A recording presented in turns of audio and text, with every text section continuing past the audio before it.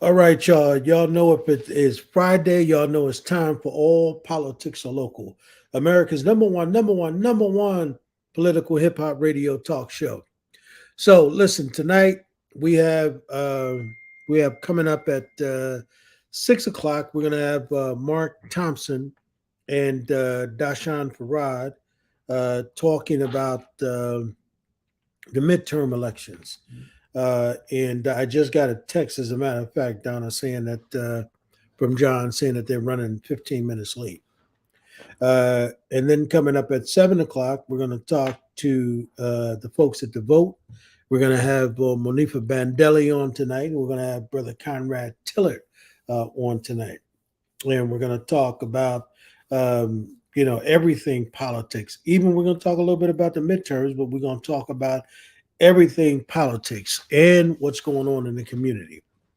And then at 8 o'clock, we're going to have the rundown. Donna, I understand you're going to do the rundown tonight. Yes, we have a young man by the name of Cornell Williams who has a community program that, if we remember Obama, President Obama, when he was in office, he started a program that if you did not have a certain income, you can get a free phone from the government. And this program has continued past his tenure. And this young man has one of the grants, and he's currently trying to. Yes. Hey, Jonathan's texting me. Yes, yes, Jonathan. Um, and he's going to talk about the requirements, if people meet these requirements, and where he's going to be out. He's out in these streets in Newark trying to make sure people have access through this program and get a free phone. And is he from Newark? Yes, he is. Okay. All right. His name is Cornell Williams. No relation, though. So he's going to be on with you at 8 o'clock. Yes. All right. And then at 8:15, I understand DJ Rhino is supposed to be coming in to do the state of hip hop. Exactly, and let us know what's going on. I kept something must be going on with Kanye because I know he was hot on my feed today. Oh yeah. Yeah. Yeah. Listen, Kanye is losing money. He's losing his relationships with the bank. I heard that Chase stepped away from him. I heard Adidas stepped away from him. I mean, all these folks were instrumental in help making him a billionaire. And that's interesting because seeing a lot of young folks wearing his footwear, I wonder his footwear was a very popular footwear. So I would love to see what's they going to do. And I want to say that price mark of his footwear was like over $100. So I would like to. I'll be watching that. That's interesting. But apparently, I mean, think about this. Apparently, if Adidas was making those sneakers for him and they Hmm. were $100, that goes to say that Adidas is probably saying in their own mind they've already made enough money off of this guy, and they're not Hmm. interested in maintaining a relationship, Exactly. That's exactly what it's saying. So. which is odd because most of these cats are willing to put down a religion for money. Hmm. And in this particular case, it seems to me that these folks care more about maintaining their business ID than it is anything else. Because I don't know, did you get a chance to see that interview he did on Fox? No, I have not had it. This is, working on the campus at Seton Hall is challenging. When the kids, we had a demanding week, so I've been trying to hang with the young people, um, and so I haven't watched any TV. I work, come home, go to sleep, work, come home, go to sleep, and then, as you know, last couple 2 weeks ago, I lost my mother-in-law, so it's been nonstop. So I did. It's funny. My supervisor asked me when we left today, what was I going to do this week? And I said, I'm going to catch up on what I have not been able to do. And that's what's going on in the media. Because, normally like at 11, 12 o'clock, you guys will get a whole lot of media from me when I'm reading. And I haven't had an opportunity to do that. So I'll be catching up this weekend. Yeah, well, when you see that, you're gonna see that he was totally all over the place, and I think that that's part of the problem for Kanye right now. I think that he's actually having a breakdown right in front of everybody. Right. And listen, mental health, we have to talk about that. As you know, our education panel a couple of weeks ago said that we have not even begun to see the what COVID has affected our community. Right. I think that was Dr. Brown who said that mental health will begin to unfold and we're not prepared for it. But I will tell you, I see Doshon has come on. I was in the car and Al Sharpton talk show came on. And did the mayor have his breakfast this week?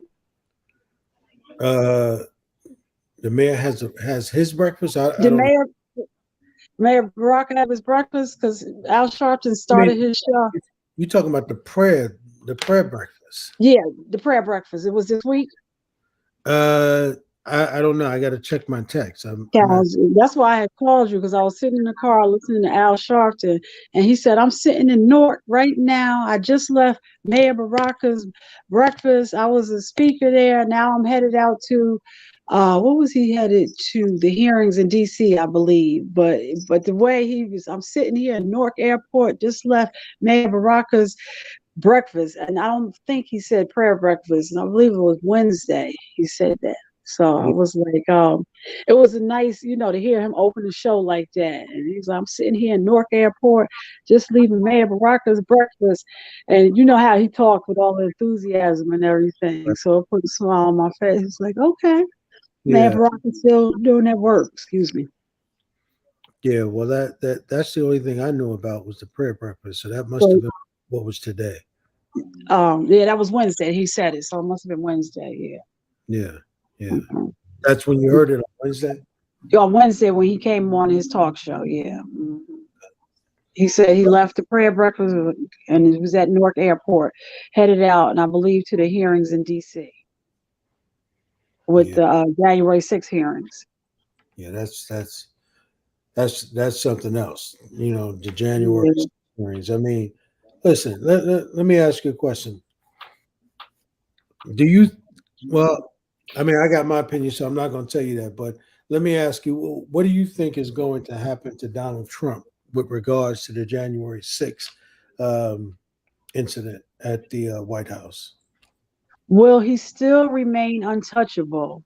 You know, I will be surprised, but because it's like they're falling down all around him. Mm, I heard a summary of one of the hearings, and one of the people testified that they had went to an unnamed hotel in D.C.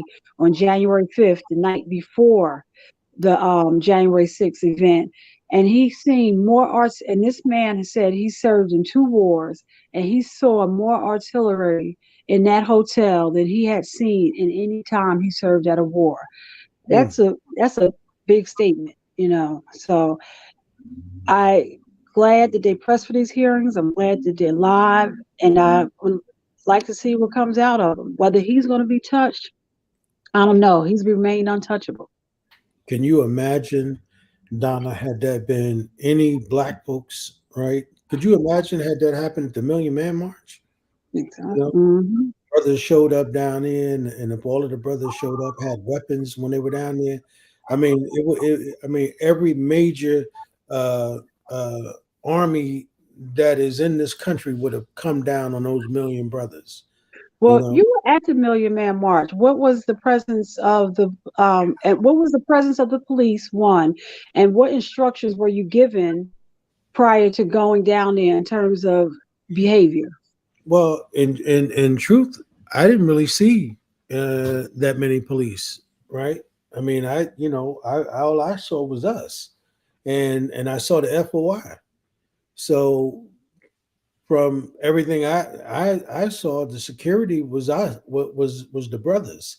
I didn't Okay, see the police. I mean, if they were there, they were on the outskirts, and they kind of I guess they kind of felt like they were outnumbered. But remember, at that time, Marion Barry was the mayor, right? right. So you have okay, And remember, he was also part of the Million Man March, and so he and that might have been why you didn't see any police like that, right? right. because he was like, "Nah, this is our event. These are Mm-hmm. our men." And remember, Marion Barry had a whole different kind of relationship with Minister Farrakhan and Mm-hmm. leaders in general. So, I mean, he was a different kind of man.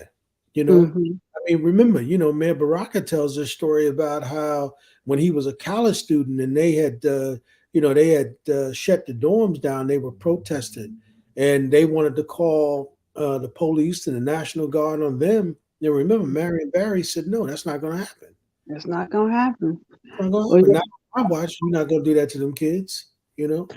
And there we go, showing why Yes. all politics are local. Yeah, and that's why the There man you go. said Barry Mm-hmm. Wilson be his man. You know, Mm-hmm. and that shows you the power of a man. But the Million Man March, I don't know if it could ever be duplicated. Right.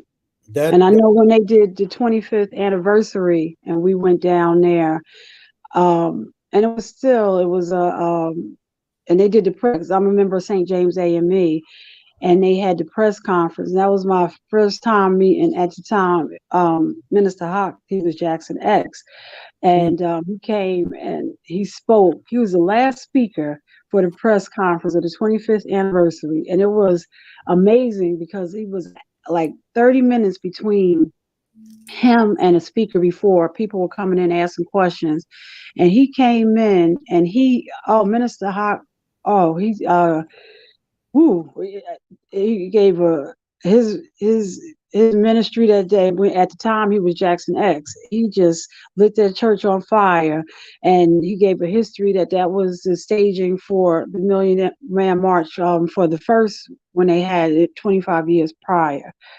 But yeah, so it makes a difference with who's in office and how things are going to be handled.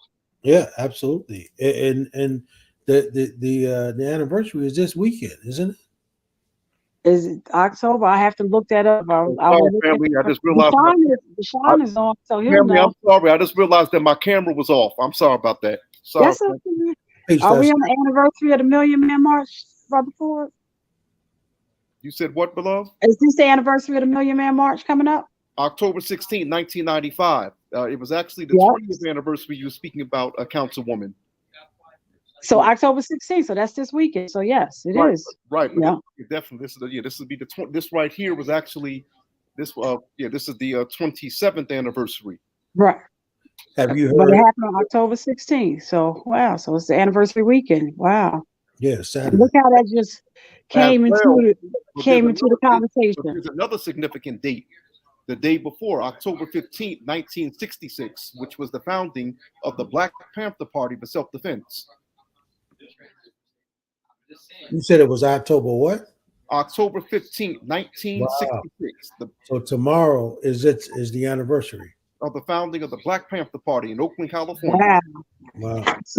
So was that the reason it was significant to have did the founding of the Black Panther have any significance on the scheduling of the Million Man March?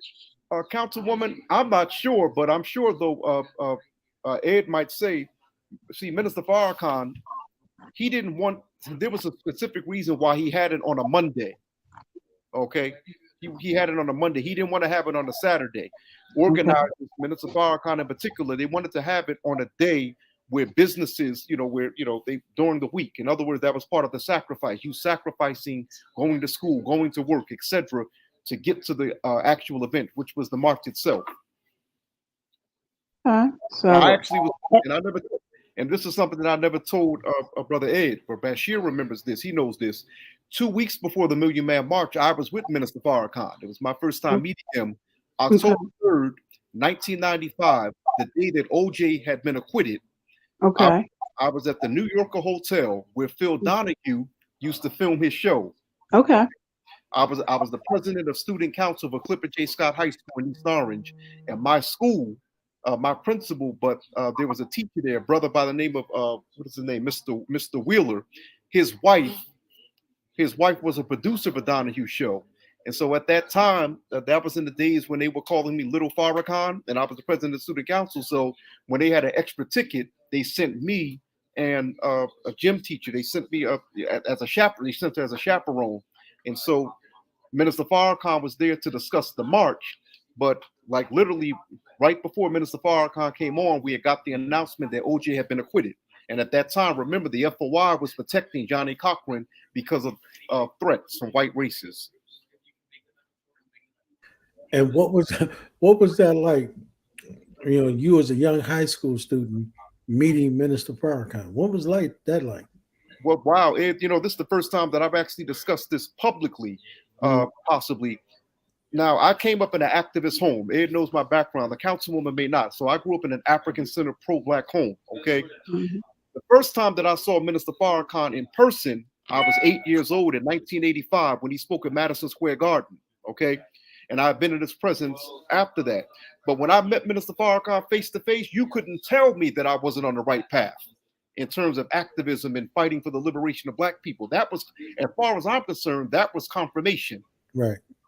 And you said they were calling you, and you had already gotten the nickname of Little Farrakhan? Yes, ma'am. Wow. And then you met Minister. Okay. Yeah. But you know, that's somewhat why you have the cadence you have. You know that, right? The way you talk, your cadence, the way you talk, the way you do, the way you speak, right? You talk in that FOI way, right? The way you respond, the way you discuss things, right? Now, I never asked you this. Were you ever in the ranks? No, Brother Ed, I wasn't. See, I grew up, I always tell people, it's funny. I grew up what I call semi. Okay, yes, I grew up in an Islamic home, but I was partially Minister Farrakhan, partially Imam Warathi Muhammad. Okay. But I wasn't, I wasn't in the ranks there, brother. I wasn't, but it was funny because of the fact that you would see me in my suit and bow tie. Mm-hmm. And at that time, brother, I was so-called Sunni Muslim, but I was, at the time, I still looked, like I said, I love the spirituality of the so-called of Sunni Islam, but I love the pro-Blackness and the militancy of the Nation of Islam under Minister Farrakhan. Right. And what year? And I recall during the years when Minister Farrakhan was going into communities and saying that we will protect our own communities, and he was training our men how to protect our own community and kind of, if you will, creating security for different communities. Was that during the same time? That was actually, since Donna, he started doing that in the early 90s. Minister Farrakhan was doing the Stop the Killing tours. He started that in the early 90s, and he was going to the cities where Black self-genocide was off the chain. Richmond, Virginia, Norfolk, Virginia, New York City. He was speaking in Atlanta, okay, Durham, North Carolina, okay, and that's when he began saying that. See, DJ Rhino said they saw you as FOI. So yeah, and I will tell you, my parents, they came out of that. Well, my parents came out of the Nation of Islam under Elijah Muhammad, but I also have relatives who were under Minister Farrakhan. I will tell you, if we weren't Muslim or in the Muslim faith, and you were in a bow tie, people will probably automatically associate you from the outside. Because we just didn't know that there had been, like you just said, part Minister Farrakhan and part Warathi Muhammad. So, go ahead. Well, here's the thing, Councilwoman, and I had this discussion the other day, and Brother Ed can bear witness to this. The suit and bow tie was not created by Minister Farrakhan.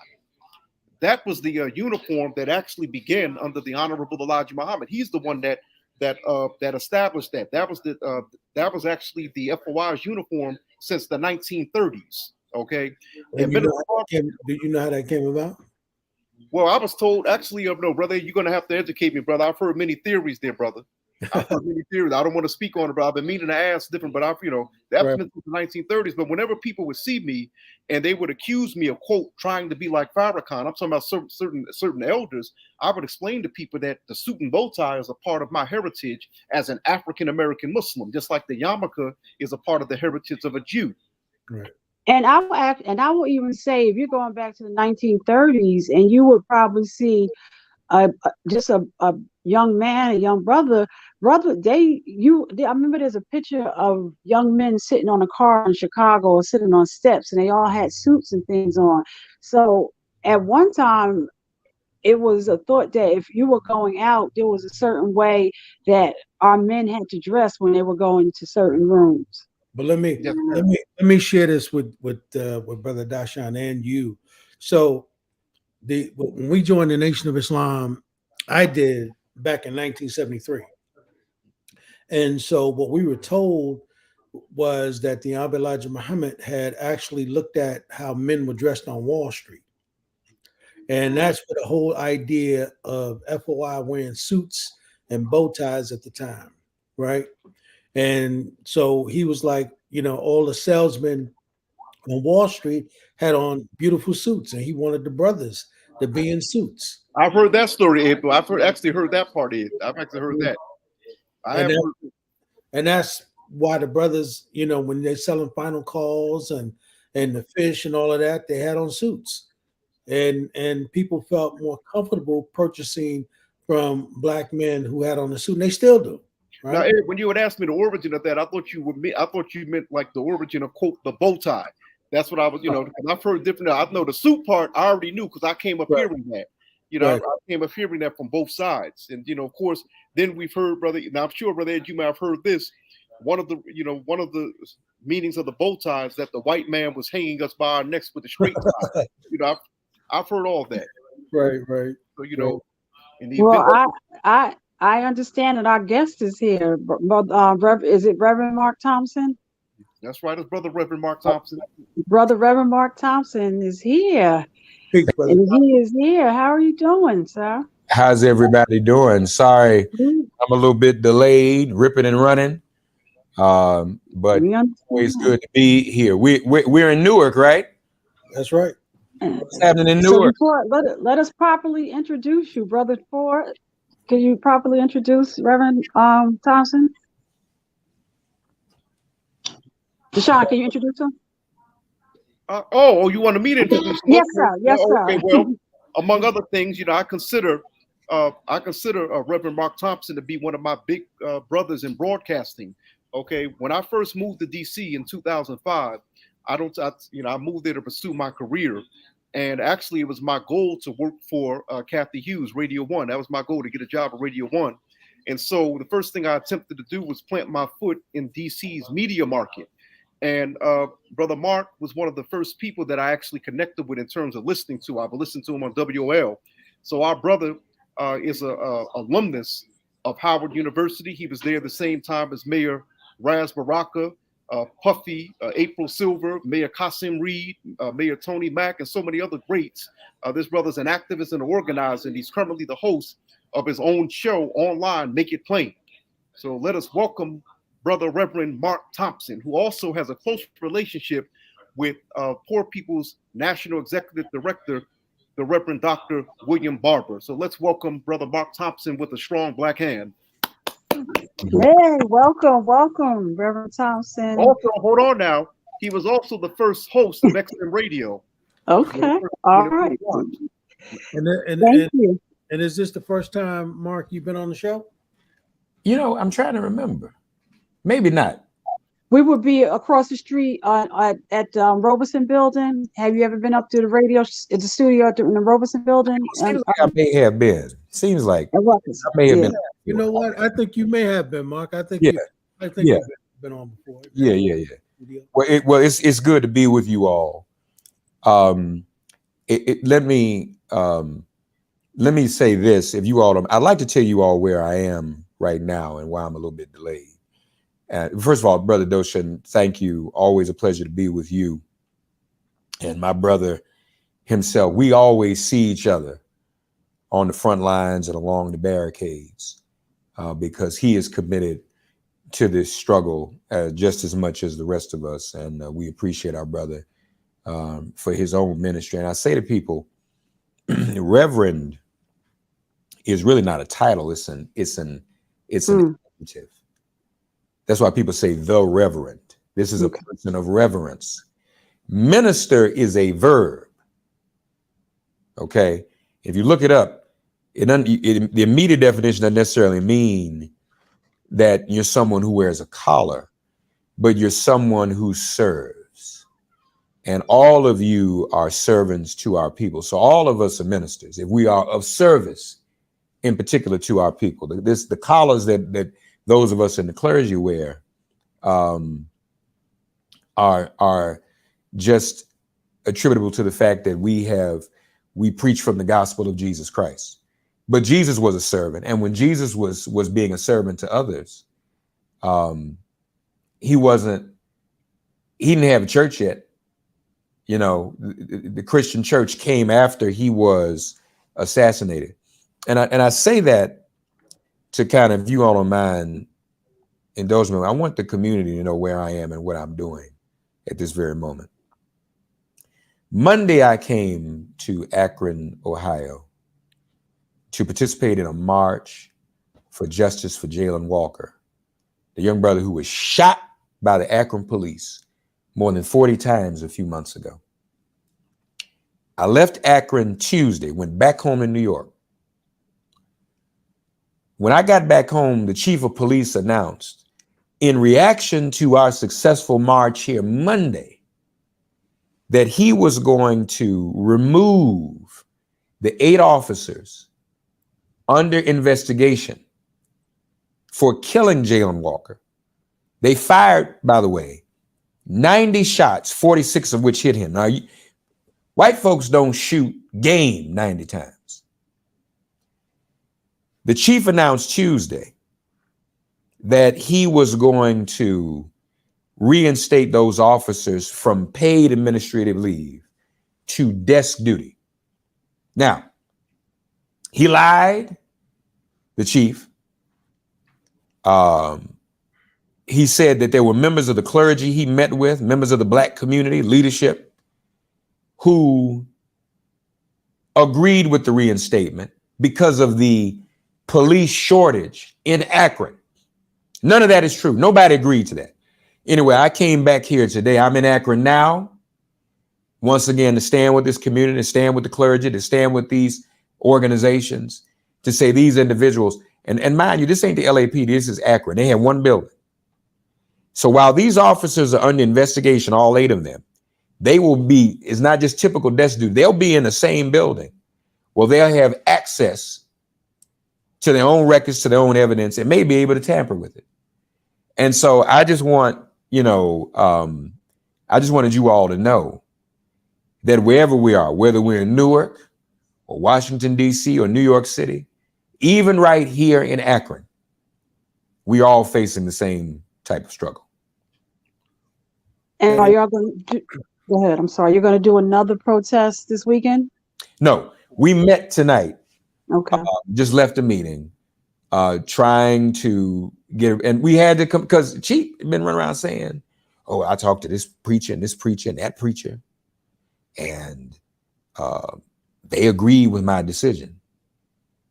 So we got all the preachers together tonight. Did y'all agree with this? No, we didn't. Nobody agreed with it. None of the preachers agreed. So again, this is another, you kill this young brother who had no reason to be pulled over, no reason to be killed. And then now you're going to divide the Black community. That's what the white supremacists do. That's what the police do. And folks, but I will say this, so here's the good news. Let me tell y'all something. And I say preachers everywhere I go.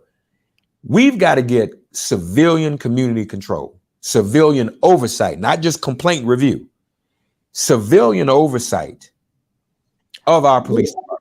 You just rebooked yourself for when Brother Zaid is back. You just rebooked yourself for that. But go ahead, sir. We need civilian oversight of our community. So let me tell you what they did in Akron. Immediately after Jalen's martyrdom, they got issue 10 on the ballot for November, for the November election, to for the community to vote for a charter amendment that would establish civilian oversight of the Akron Police Department. That's the good news. But the bad news is they got these cops back on the job after shooting his brother, firing 90 shots and hitting him 46 times. So they went, so the mayor didn't do what would you call that? An executive order. They went straight to a referendum, and they're going to take it to the people. So the people are going to have to be out in these streets educating the voting public what this referendum question means. Well, the mayor didn't do squat. The community got the initiative or referendum on the ballot itself because the mayor wouldn't do anything. So this is driven by the community. Beautiful. You know, and a lot of times in our communities, it takes a minute to organize this kind of stuff and get people motivated.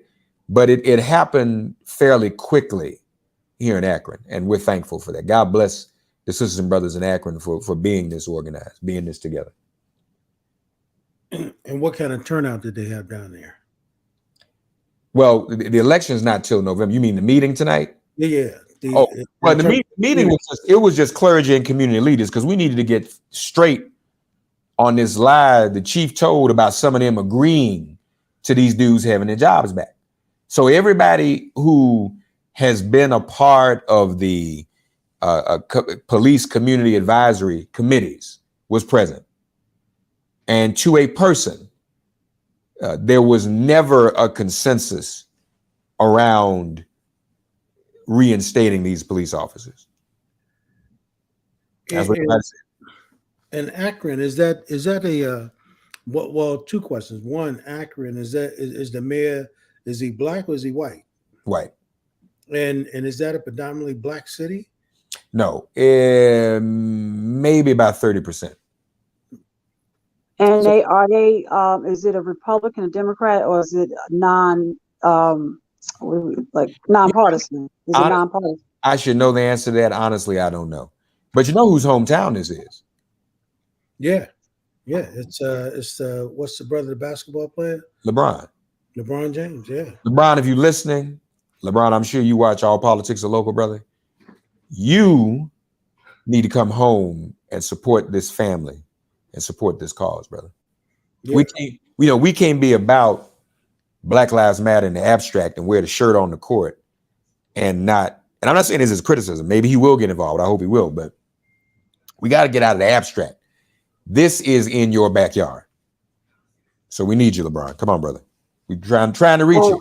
And now where did LeBron open a school at? Did he open a school in Akron, Ohio? I think he did. Okay, so he did. Yeah, in Akron. And by the way, you know that James Mtume's sister actually has some engagement with his representatives, right? Them young brothers who actually represent him. Okay. So next time I talk to Fi, I'll ask him. You know what I mean? Well, we need to talk offline about that, brother, because we need LeBron on this. That would be big if y'all could if LeBron was the all of a sudden get involved in that. I mean, remember he's not shy about getting involved in things. Remember he almost shut the NBA down. That's right. Mm-hmm.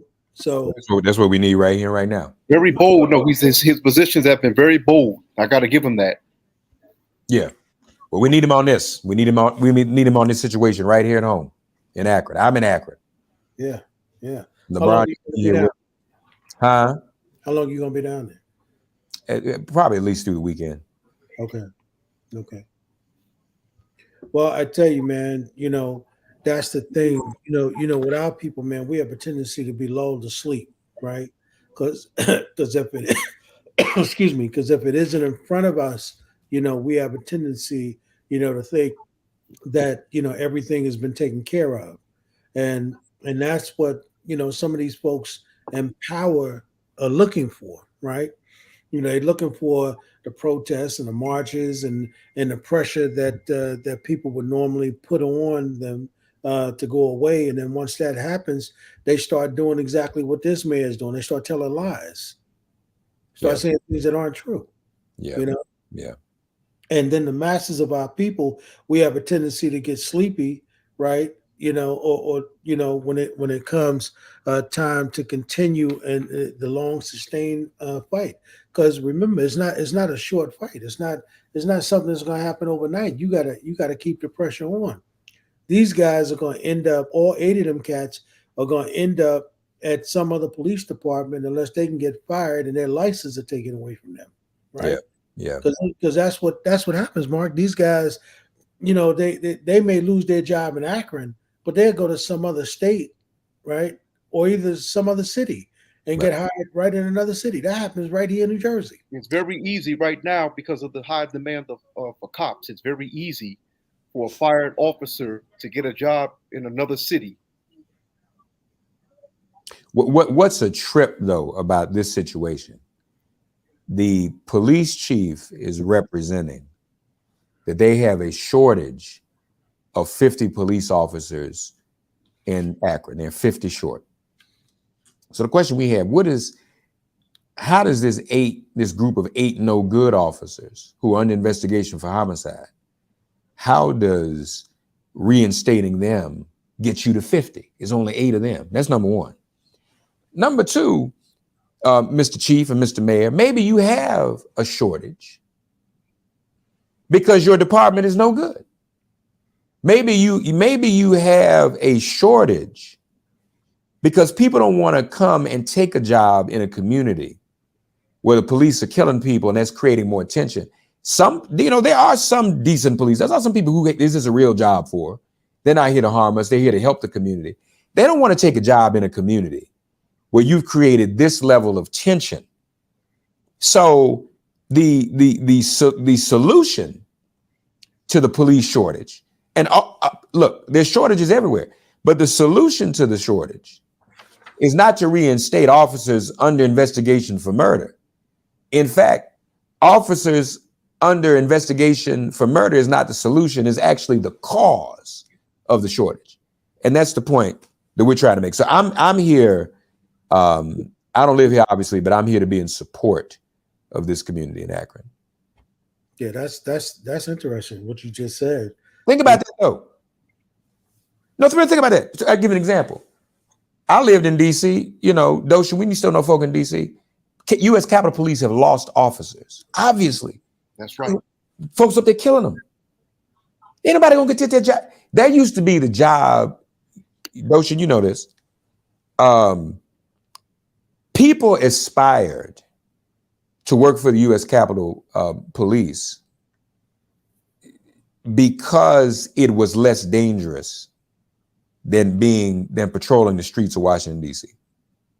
I mean, that's look, I know a lot of people. That's a good job.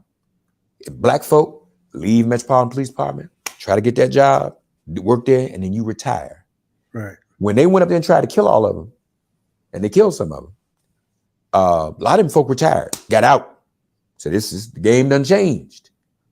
And not only that, nobody would do anything about it. They had no protection. They were allowed to be brutalized, and that some of them died as a result of it. So, policing is like every other job. If you're not treated well, if you're not paid well, and this is Akron, ain't got no money to pay no police. So you got a shortage. So wait a minute, you want me? I'm a dude. I'm trying to get jobs. Like any one of us, we try to get jobs, police officer. I'm gonna go to a city where somebody fired 90 bullets at one black man for little or no pay. They ain't paying New York cop money. Probably ain't even paying Cleveland cop money. I'm just speculating. I'm gonna come and take that pay cut in a community rife with this kind of tension? No. That's why you have a shortage, Mr. Police Chief, Mr. Mayor. That's why you have a shortage. And hold it. Last thing I'm gonna say on this, because I know we didn't plan on me talking about all this, but I just want y'all to know where I am. The community here, the family, Pamela Walker did the police job for them. She went out when her son was killed, said, I don't want any violence. I don't want anything that's happened in some of the other cities. She was adamant about that. And I respect that. She called for nonviolence. So the fact that Akron didn't go up in flames, is because of the mother of Jalen Walker. So as far as I'm concerned, you owe her all the respect in the world. And the greatest respect you can show her is to consult with her, which the chief agreed. He had a secret meeting months ago. In August, he agreed with those in the meeting because they didn't want these guys to be rehired. He agreed that he would consult the Walker family before he made a decision. This was back in August. The chief didn't do it. He made the decision to reinstate them the morning after we were protested here on Monday. I was here Monday in Akron. So imagine how I'm feeling. I'm getting landing back in New York and it pops up on my phone. I just left there and then you giving these people their job back. And the only reason Akron didn't go up in flames is because of the Jalen Walker family pleading with people not to burn the city down. So no. Unacceptable. Ain't happening. But that's always the case, right? I think that, the families of these kids who are murdered by these police are always the one left holding the line. Yeah. And telling folks not to be violent when other folks are being violent against us. Right. You know what I said? I came here for the funeral and they had a unity gathering the night before the funeral at one of the local churches. Chief came, mayor said, and as soon as I walked into it, some folks saying something, not the family, other folk. Oh, and be careful. You and some of your friends, y'all kind of radical. We want nonviolence. I said, no. We always nonviolent. Yeah. When has any black community retaliated against the police for killing us in history?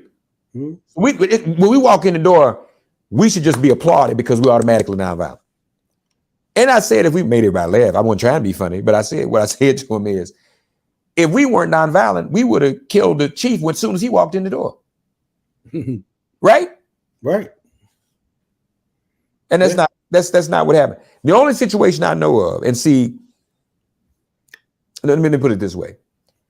George Floyd, my people on the ground, the OGs in Minneapolis, who I know, we talked about the brothers that been in the streets, dealing and slinging for decades, y'all. Those brothers told me that word went out on the street. We talk about the gangbangers now. They said if the police didn't chill, they were going to start knocking off police. That's why you didn't see another incident in Minneapolis. Okay? They got together and said, this is a wrap. Y'all need to chill. You even look at another black person in the street the wrong way, y'all gonna be target practice. That's the only thing, and that didn't get a whole lot of fanfare. It wasn't on the news. But the message was made, message received, police chilled out in Minneapolis. So Mark, that leads us into the conversation, we need to have with you, right? Okay. Around the midterm elections. Yes, right?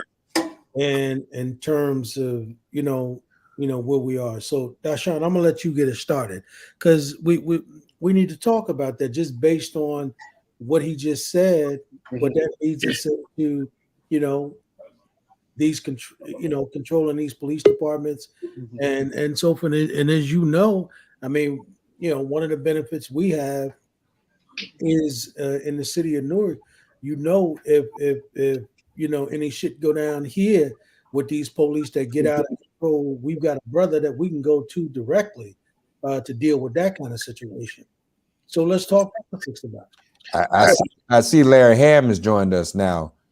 I don't know that Larry and I should be on together because that's like pouring gas on fire when we get together. Lord have mercy. How you doing, Mark? Oh, doctor, I was looking for you. You going? I'm going with Larry Hamm. We gonna light it up. I'm good, man. I'm good. Good to see you. I'm a grandpa, Mark. Congratulations. I meant to congratulate you. I saw your picture you posted. I'll share you. Thank you. Congratulations. Congratulations. That's wonderful. Thank you. Wonderful. Yeah. So midterms, y'all want to talk about the midterms? Doshon, you want to? Okay, well, from what I'm seeing so far, and everything that Mark said was right and exact, he's actually describing the general sentiment that many of our people, in particular Black people, have regarding the police department. That's definitely an issue concerning voters. However, something that's actually not being discussed, according to the Brennan Center is a think tank. All right, they quoted the Kaiser. Kaiser had did a study saying, the Kaiser Foundation that did a study saying that actually more than half, or at least half, of Democratic leaning voters, their main concern is abortion, abortion rights. And this actually has increased since this past May.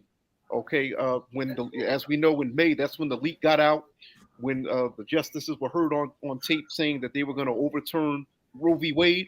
That's actually a main concern for half of Democratic leaning voters. Okay, women. You have a lot of women, cross-racial, but actually you really don't hear too many sisters actually complaining about this too much. From what I've seen, it's primarily white women who seem to be concerned about Roe v. Wade. I don't hear too many Black women complaining about this. Okay, the second thing is, right now you have several key races taking place across the country.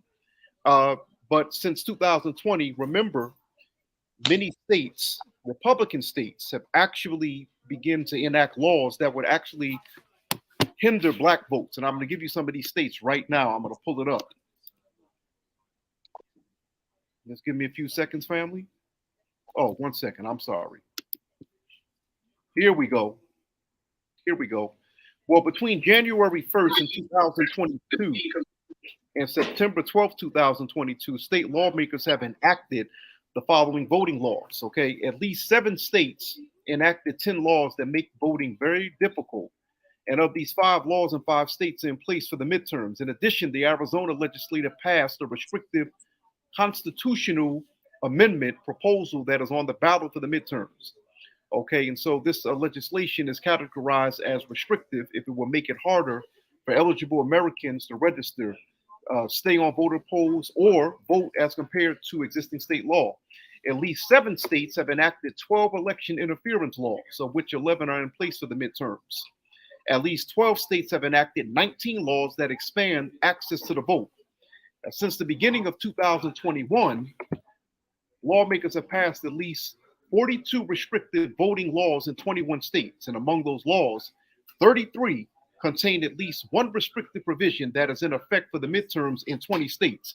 Now, some of the states with restrictive laws that have been enacted since 2020 in effect for midterms are New York, New Hampshire, Indiana, Kentucky, South Carolina, Georgia, Alabama, Mississippi, Florida, Texas, Oklahoma, Arkansas, Missouri, Kansas, Iowa, Utah, Arizona, Wyoming, Montana, and Idaho. And so it's important to look at the Black population in these states. It's important to look at what types of ID laws they're setting up. As we knew a few years ago, what was reported, a lot of them, this definitely happened in Alabama, okay, and I'm sure Mark probably covered this as well.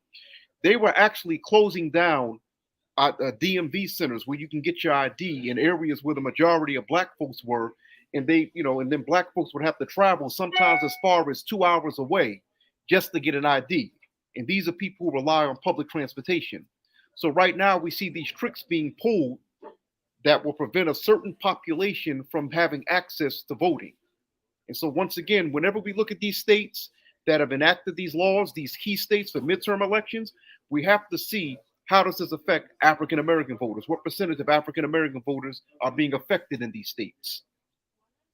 Another issue, of course, is poverty and jobs. Okay, that seems to be a main issue that a lot of voters are discussing. The job report, even though every month, it depends on which administration is in office. Every administration will claim that we had our best job group. But brothers and sisters, the best thing for you to go to, if you want to know the expansion of jobs, always go to the U.S. Jobs Report. The U.S. Jobs Report, it gives you an accurate account of how business is growing, how many jobs are growing, how many jobs we're losing. What actually affected the economy considerably, and this is a major factor, we actually saw this during COVID, it was COVID, because many people are actually leaving their jobs. this job exodus. They're leaving their jobs to actually either start their own businesses or they're working from home. So we have to ask ourselves, what impact does this have on voting? Does this affect regular jobs? And how can Democrats, what are Democrats going to do to actually, keep themselves in power? That's the main question that people are asking Democrats. And keep in mind, the significance of this midterm election is that both houses are up for grabs, the House and the Senate. The Democrats only have they barely have a majority. It's 50-50. The only reason why they barely have a majority is because of the vice president, her being a Democrat. And as we know, anytime there's a tie in the Senate, the vice president can vote because the vice president serves as the president of the Senate. Is there a question for Mark?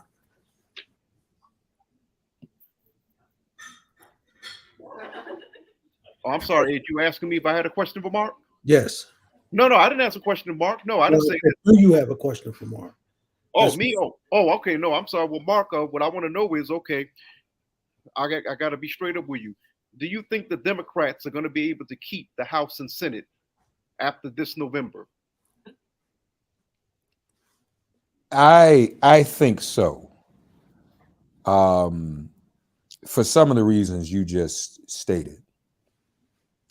First of all, number one, you mentioned the issue of Roe. One of the reasons that Trump came to power was because of white women and their vote.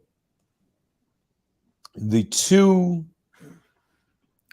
most influential voting blocs in this country are African Americans, the African American electorate, and we'll break that down a little bit more because unfortunately that's a lot of African American women. Black men are being targeted now for disinformation and voter suppression in particular. We'll talk about that a little bit more later. But it's African Americans in general as a voting bloc and suburban college educated white women as the other voting bloc. And they swing. We have always been, as an electorate, the conscience of the country. We always do the right thing. We didn't vote for Trump. We didn't vote for no good Roy Moore, the pedophile in Alabama. We stopped that. White folks still want to vote for him. So we know who represents the standard of what voting is and what voting is supposed to be, and who is the conscience. Now white women are finally getting it. That now their bodily autonomy has been wiped away. Even though we warned them, hell, even though Hillary Clinton warned them in 2016.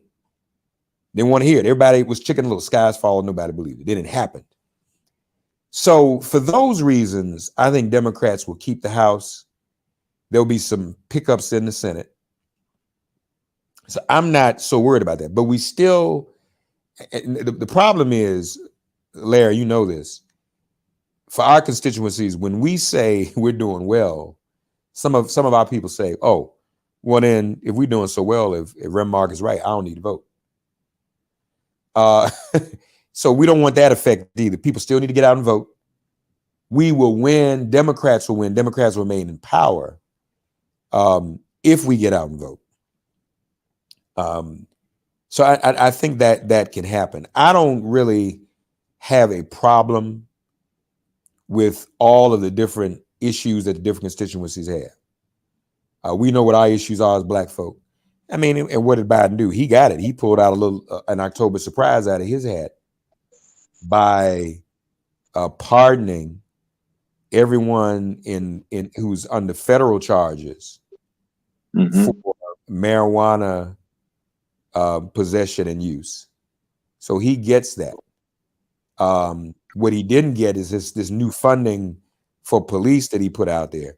That didn't get as much publicity. If it had gotten more, then I think more Black people would have been discouraged. But then, like we're seeing here in Akron, there's some of us who like the police. There's a generation of us that feels like we're safer with the police and there's crime and I need the police. Although every Black person who says that to me, I challenge them. And I ask, when was the time you called the police that your tax dollars finance. When's the last time you reached out to the police, ma'am, sir, and the police actually provided you with a service? See, when we call the police, we got to remember Public Enemy song, 911 is a joke. Mm-hmm. That wasn't just about what the police do to us to harm us, but how they literally ignore our calls for service. So if you black, somebody breaks in your house, somebody steals your car, it's gone. So it's gone. Yeah. So when you say we need the police, and everybody asks that, they don't have an answer. I never thought about that. So would you claim you need the police? Police ain't doing nothing for you.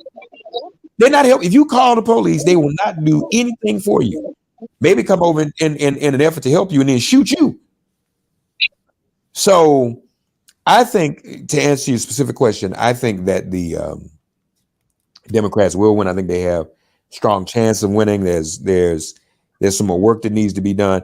So I mentioned black men. So let me say this. While social media, so check this out. New York Times did a study. Civil war as a term is increasing 3,000% in terms of usage across social media. Civil war. Yep. Okay. Now, they have algorithms, so that just ain't that organic. They're helping that. The algorithms on social media divide us. It started out with ADOS.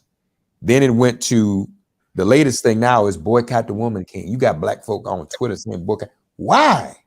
What is that about? When have we ever done? And then now black men shouldn't vote for Stacey Abrams because she ain't doing enough for black men. Like Brian Kemp is doing anything for black men. So what's going on is while social media, we might need to rethink this social media thing, y'all. While social media is unifying the white supremacists for civil war, it's dividing us. Remember when Clubhouse was popular? Every night on Clubhouse, there was a discussion room pitting Africans and African Americans against each other. That's right. That's right. Am I right? I looked at that and said, this ain't no coincidence. I said, if J. Edgar Hoover had Clubhouse back in the day, he wouldn't have had to create COINTELPRO. Wow. This is what social media is doing. How you have debating whether they should vote. And you got Ice Cube and other black men saying that they like Trump. And Kanye obviously doesn't help. But this is what we're up against. And it's a problem. It's a problem. I want to say that, Mark, I agree with you 100% on your analysis about the House and Senate, the Democrats holding on. I think it's going to be close. I think the Democrats might lose a couple of seats, but I think they have an 8-seat majority in the House. I think I think it's 8 seats. So they could lose a couple of seats and still end up with the majority. I think you're right about the pickup in the Senate.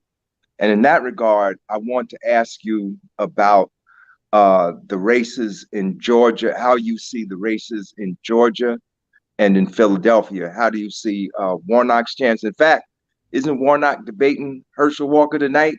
It might be going on right now. It might be going on. How do you see that race? How do you see Stacey Abrams versus Kemp? How do you see Val Demings versus Marco Rubio? And how do you see DeSantis versus, isn't his name Chris? Charlie Crist. Yeah, in Florida. How do you see those races? All the things is pointing toward Warnock winning in Georgia. Stacey's having a hard time for the reasons I just said. There's a movement to discredit her, and it's coming from black men. So you have black men in Georgia like us, Larry, holding press conferences either to say, no, we are real black men who support Stacey Abrams. So that's problematic. It looks like and if you believe the polls, and some of them are accurate. And just real quick, Reverend Thompson, the Black Eagle, Joe Madison, when that subject came up about Stacey Abrams, he probably spent half of his show shutting people down. We're not going to entertain these crazy conversations about, and we have to stop. We have to stop sometime even having a conversation, because it's not healthy, and it is not helpful for our community. Or redirect it. Maybe take the opportunity to redirect it, but don't continue to argue those foolish issues that they keep throwing out that we know that aren't true. Well, I wouldn't say argue, but I would say this. Our people need to understand how they are being targeted for disinformation on social media. So a lot of us don't get that. We see stuff and we automatically think it's real and it's acceptable and we don't question it. And I think people need the tools to know how to discern what's real from what's fake in their timeline on Twitter, Facebook, and what have you. But in answer back to your question though, Larry, the Georgia looks good. I'm hearing that Val is having some challenges in Florida. Florida is tricky, always has been, always will be. She's raising a lot of money. Again, some of this is going to boil down to how many people are going to punish some of these politicians for supporting Trump. For the first time since Trump has been on the scene, for the very first time, we're seeing white, independent male voters and their unfavorability rating of Trump going up. That's significant. Never happened at all. Didn't even happen on January 6th.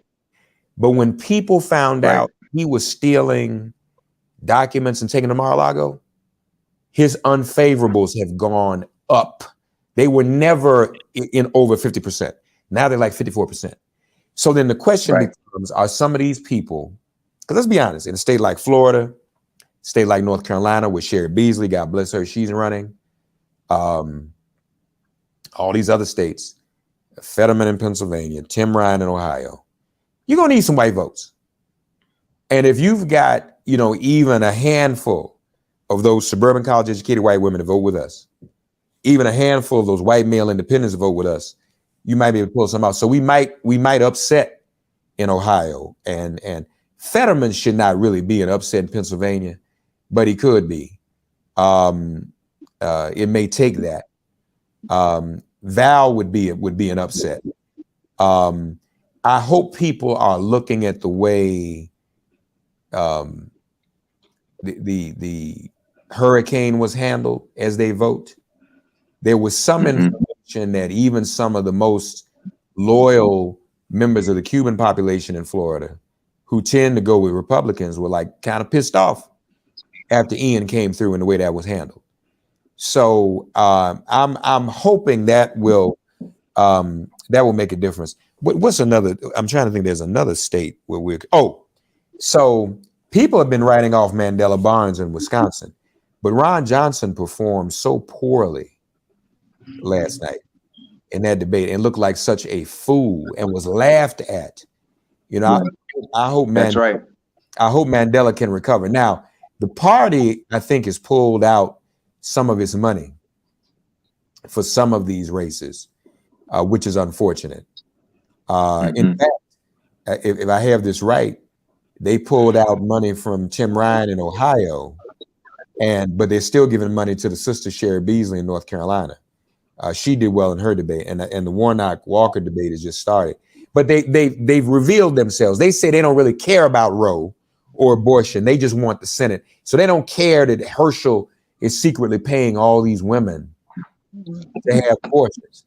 So, Reverend Mark, as we hit the 7 o'clock hour, we were about to transition, but we're going to allow you to finish up your statement and to Larry's question. But we also, this is a hip hop show, and hip hop is in that name. So we always like to ask our guests, what hip hop artists are you listening to when you're getting ready to go out to these marches, when you need some inspiration? So if you give closing remarks, can you just let us know what hip hop artist, individual or group, inspires you? Well, But hold on, Mark. But listen, you're more than welcome to stay, Mark, if you want to, right? And feel free. yeah, I don't want to. I don't want to wear out my welcome. I'm willing to come back. I'll go, but let me just say this. I alluded to it when I mentioned PE. I mean, that was hip hop changed after Public Enemy, and specifically after the song. By the time I get to Arizona, that's when it changed. And it went into another direction. Matter of fact, I tell you a quick anecdote. I was on a panel at the House of Justice with Reverend Sharpton's shop once, and it was me and these two other gentlemen. They were like PhDs in the area of hip hop. I'm no PhD hip hop, but they had all. So the question was, what happened to hip hop? And they gave these very academic, well-researched PhD dissertation answers. And Larry and Doshon, they came to me, which I'm not no PhD in hip hop. They said, Reverend Mark, what do you think happened to hip hop? And I said, I'll tell you in 3 words. And the 3 words I gave were 2 live crew. And the whole place fell out laughing. Because that's what happened. We went from the conscience to the porn, Futuro. That's when, and so we need to figure out ways to get that back and control our own music industry and control our own music. Well, what's interesting is, welcome to the 7 o'clock hour with the vote. What's interesting is that Conrad actually teaches on that at City University. What say you, Conrad? Reverend Thompson, this is like good evening, everyone. Good evening. Welcome.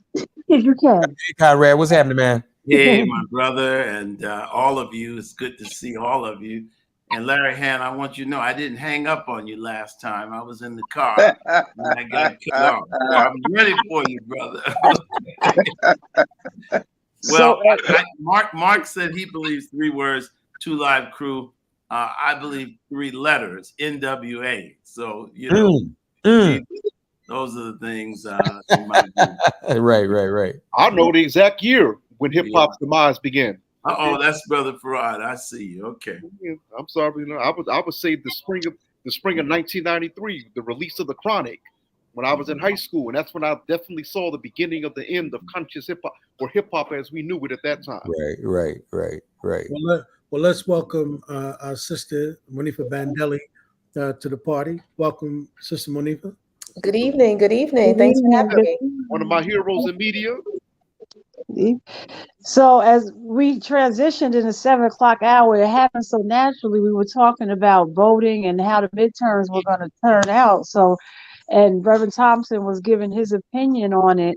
So, Reverend Conrad and Monfia, this is your lead. So, do you want to pick it up from there and keep going? Well, the only thing I'll say this: my brother is the Reverend Shannon Jones is the head of African American clergy and elected officials. He's actually calling my phone, blowing me up right now. He said in Atlanta, he's the head of the African American clergy in the city of Atlanta, and he said in Atlanta, the debate that's just starting, it has been almost like Ali Frazier down there in Atlanta. So I'm excited to see what happens. The folks in Atlanta are very, very excited. That Georgia race it's an important race because, it's 2 great Georgia stories. And, we all know, I think I'm coming from a little different take on this, but both Warnock and Herschel Walker are 2 brothers, Georgia success stories. Both Warnock born in Savannah, which is, of course, the urban South, grew up in a housing project. And Walker from rural Reidsville, Georgia. But both of these men have made a great success of their lives. And I think that I like to see that race on the issues. Both of them have suffered from the politics of personal destruction. I don't join in with those who have denigrated Brother Walker, because I don't believe in denigrating our people, especially because they're not articulate. I think we should let the issues speak for themselves. So that's an interesting race. I couldn't call it, but it's going to be very close. Pennsylvania race is another interesting race. And of course, Mark mentioned the Wisconsin race. I'm a little cooler about these races. And, you know, the governor's race in Georgia, I'm more aligned with Killer Mike.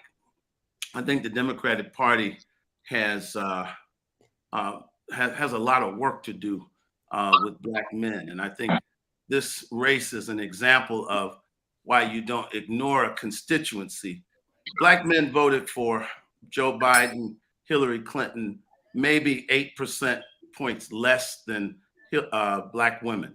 But they voted more than white men, white women, Latino men and women, Jews, Catholics, you name it. And for the last 8-10 years, you have not heard the Democrats say Black men. And now they want Black men, or expecting a high turnout of Black men because they need it. And maybe they'll go back to start saying the Black community after this race. What say you, Monfia? Yeah, I especially wanted to talk about Georgia because, you know, in my day-to-day work, I do a lot of work around maternal health. And, you know, so never, not a day goes by that I forget that we are in a crisis in the United States when it comes to Black women and our maternal health care.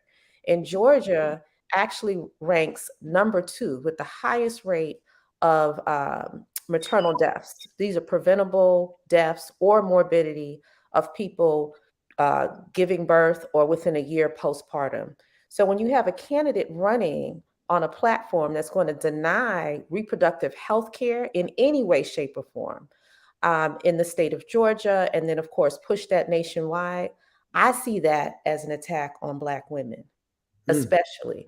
If you actually isolate out Black women in the United States, we have maternal mortality rate that looks similar to places that they call the third world nations. I don't call them that, but, you know, so-called third world nations. And so this is about life and death for us on many issues like healthcare, but then also all the stuff that people were so behind earlier this year with Build Back Better, the stuff we know our communities need, a full public child care infrastructure, you know, paid family leave, all of these things that they called the care economy that basically was blocked by Herschel Walker's party. So I do look at the politics of it. And so it's not about, in my opinion, or at least when I talk about it, denigrating him based on his language or whether or not he's articulate or not. I mean, you know, we have some amazing politicians right here in my hometown, Jumaane Williams, who has Tourette's, you know, so he has like a stutter when he's speaking, and it's powerful, right? So it is, to me, it's not how you're saying it, it's what you're saying. And what Herschel Walker is putting forth, if he wins the seat, is dangerous for our, and I agree, Black communities. That part I'll agree. It is dangerous across the board for everyone in our families. Donna, could I say something quickly? See, again, let's get away from this divisiveness. What Monfia just described affects Black men. If Black women do not have maternal health, for some Black men to say, well, we're not talking about Black men, that does affect Black men. When did it become the case that issues that affect Black women also don't affect Black men? That's number one. Number two, no, it's not about ridiculing Herschel. It's about calling it what it is. Herschel Walker is unwell. It is documented. He suffers from multiple personality disorder and CTE. Herschel Walker is being exploited by the white supremacists that put him up to run for office. They are laughing all the way because they want power in the Senate. So when Herschel was put out there that way and made to look the way he looks, that's not his fault. Those are the people that are exploiting him. I'll give you an example. When we had the hearing on HR 40, they propped Herschel up to testify against HR 40. So we sitting there and the brother says, well, there shouldn't be no HR 40. My uncle was lynched and we never got paid for that. And I said, Herschel, you realize what you just said? You just made the case for the bill. Right. He didn't even realize what he said. So what I'm saying is, it's not just about, you know, yes, listen, I grew up watching Herschel Walker, one of the greatest running backs ever, but he's not running for running back. Running back is over. This is about the Senate. It's about protecting our lives, protecting maternal health, as Sister Monifah just said. And as far as black men and all that, what's Brian Kemp done for black men? Can I respond? See, I don't live in Georgia, but I This love is your show, sir. I love Killer Mike, and Killer Mike lives in Atlanta. And Mark, you don't, I don't. But he's worked with Brian Kemp. And as far as Herschel Walker, I don't know if you heard. But what does that mean, though, Conrad? He's worked with Brian. Let me finish, he endorsed the white man over. I didn't interrupt you. Reverend Thompson, let him respond. I just want to expound on it. Don't just leave it there. Talk about it. What do you mean he's working? If you let me finish. So the second thing is, I heard Herschel Walker on Killer Mike's show, and he didn't sound like that to me. And I'm not saying I agree with all of his positions, but here's my problem. Black people always turn these elections, the black leadership, let me say, in conjunction with Democrat Party, it's always a moratorium in terror, or we're heading toward doom. But there's never, ever any profound change in the African-American community. And, you know, Sister Monifah, we do have issues with reproductive health. We also have abortion rates that exceed anything in the developing world. And 38% of abortions are Black children being aborted. So I'm saying that we have room in the Black community for healthy debate, differences of opinion. And I don't think that's a bad thing. And we've got to get away from when someone represents another point of view, we attack them. You know, do you feel the same way, Brother Thompson, about John Fetterman in Pennsylvania, a man who's had a massive stroke that wouldn't technically qualify to be on a jury? So the Democrats do the same thing. When Bill Clinton raped Monica Lewinsky, or was allegedly raped other women, when he inappropriately had sex with an intern, the Democrats circled around him. Because the reality is both Warnock and Walker have been accused of personal issues, but you know and I know both parties are using both of them because what they want is their agenda in Washington. So let's be honest with our community and really try to educate Black people. The Democrats are going to look past Fetterman's incompetence. They're going to look past Warnock's issue. So the Republicans are doing the same thing. Because the bottom line, this is not about Warnock's problem with his wife or Herschel's. It's about who's going to control the vote. Now, wherever you stand on, that's fine. But let's educate our people and tell them what politics is really about. Then maybe they will get involved. But they're tired of this song and dance. Every year, it's a referendum on the Ku Klux Klan is coming to get us. It's nonsense. Well, no, it's not nonsense. Well, then let's talk about voting rights. I'm actually on. I'm on Wait, Reverend Conrad wait, I agree with Reverend Conrad 1,000%. 1 second, everybody. Emmanuel, when everybody talks like that, you can mute us all, and then we'll bring them back in. So, Reverend Mark, if you want to briefly respond to Monifah, can you go? It's just let him respond. I don't think I attacked Herschel. In fact, I empathize with his situation. I think he is specifically being exploited. Herschel has no experience in politics. He's running because of his name, because he was a popular running back in Georgia. If Brother Tillard, if you were a popular running back in Georgia, they'd have you running too. And so I don't think I'm sorry if you heard that way. I said I think Herschel's being exploited. I don't think that's an attack.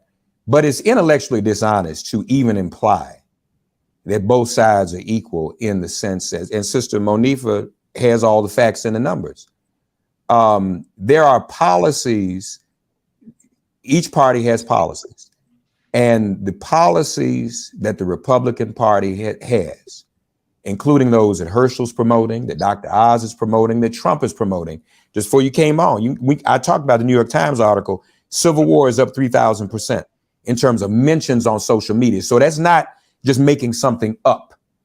The same thing was said when the Dobbs decision, when everybody said for years Roe was going to go away if Republicans got power, it turned out to be true. We saw Civil War January 6th. There are others who are advocating for that. It's gone up 3,000% in terms of mentions. So that's real. That is doom. That is happening. And we see it as real. So, you know, I think we can't be intellectually dishonest with our people and suggest that the policies that a Herschel Walker or any one of these other characters would implement would be anything but harmful to Black people. Yeah, Democrats need to be held accountable. Democrats need to do better, but we all have a choice to make. And if the choice is between one that is the absolute worst versus one that we can confront and hold accountable with our votes, I think, you know, that's pretty good. Sister Monifa? Yeah, well, you know, Killer Mike was invoked, who said, quote, that Brian Kemp was running an effective campaign. And I guess if you define effective by, under your leadership, closing Black polling sites, Right, decreasing them at a greater rate since before the Voting Rights Act. If you consider, you know, effective, dialing back the access that people have to the ballots based on former convictions, yeah. I mean, we have to really dig down and talk about policies here. I see that access to abortion care was a lightning rod for folks, but there's a whole host of policies that Kemp and Herschel Walker support that are harmful to our communities. And so when you talk about being honest, we have to be honest about that. The numbers don't lie. Kemp closed polling sites in Black communities. How does that serve in the interests of Black men, women, or children? Amen. Explain that. I'd like to answer that. And I have this debate with my brother all the time. You know, politics is a contest, okay? And what I'm simply saying is the narrative, Mark, and you know, and you and I both have been involved in politics for a long time. We say the same thing every election cycle. It's not doom. It's not gloom. What Killer Mike is saying, what I've been saying for 20 years, is that we are in a two-party system, okay? Basically, half the time, each party is going to win. And what our strategy needs to be is the same strategy as everyone else in American politics. Latinos, women, 40% of women voted for Trump. What I'm simply saying is there's no doom and gloom if one party loses. We just need to be at the table with both parties, because that's how you ensure that the Black agenda is represented. Of course, if you don't talk to one party and you continue to teach your people that one party is the demon and they win a little bit over half of all the presidential elections, then you're always in a position where you're doing the bidding of one party. So, of course, the Democrats have great incentive to run the doom and gloom line, that playbook. So when the Republicans win, instead of us doing what Jews do, what women do, what Catholics do, what every other electorate constituency does, say, okay, well, our team lost, but we've got to sit down with the king and make sure our people are represented. Not only do we push the racial and the doom and gloom line in the election, then we tell Black people for 4 years, stay away from the Republicans. And any leader, no matter how much credibility they have prior to that, whether it's Jim Brown, one of the proudest, greatest men that we've ever produced. But when you sit down with the Republicans, you automatically, the cheerleaders, the weak crowd, you're an Uncle Tom. And my point is, that's a losing political strategy, because what has happened nationally, Democrat politics have worked for us good in big cities. It has not worked for us good in national elections. Now, finally, I didn't hear anybody say anything about the abortion rate in the African-American community. Now, the Democrats have moved so far left that we used to say abortion should be rare, safe, and rare. I do not agree with Herschel Walker. I believe in a woman's right to choose. I believe that a woman has to have that primary right, but I also believe in basically a 12 to 15 week limit to that. If a man assaults a woman or murders a woman that is pregnant, he's charged with 2 murders. That is a danger to the Black community. To have over 38% of the abortions in this country when we're 12% of the population being Black babies that are yet unborn. So let's have an intelligent, balanced conversation about all of our politics. We have moved as a Black community too far to the left with the progressive element in the Democratic Party, and it's going to destroy our community, which it is doing. We are the progressive movement in the Democratic Party. We are the ones that push forth all of the things that are quote unquote progressive. You know, no, we're not all of us.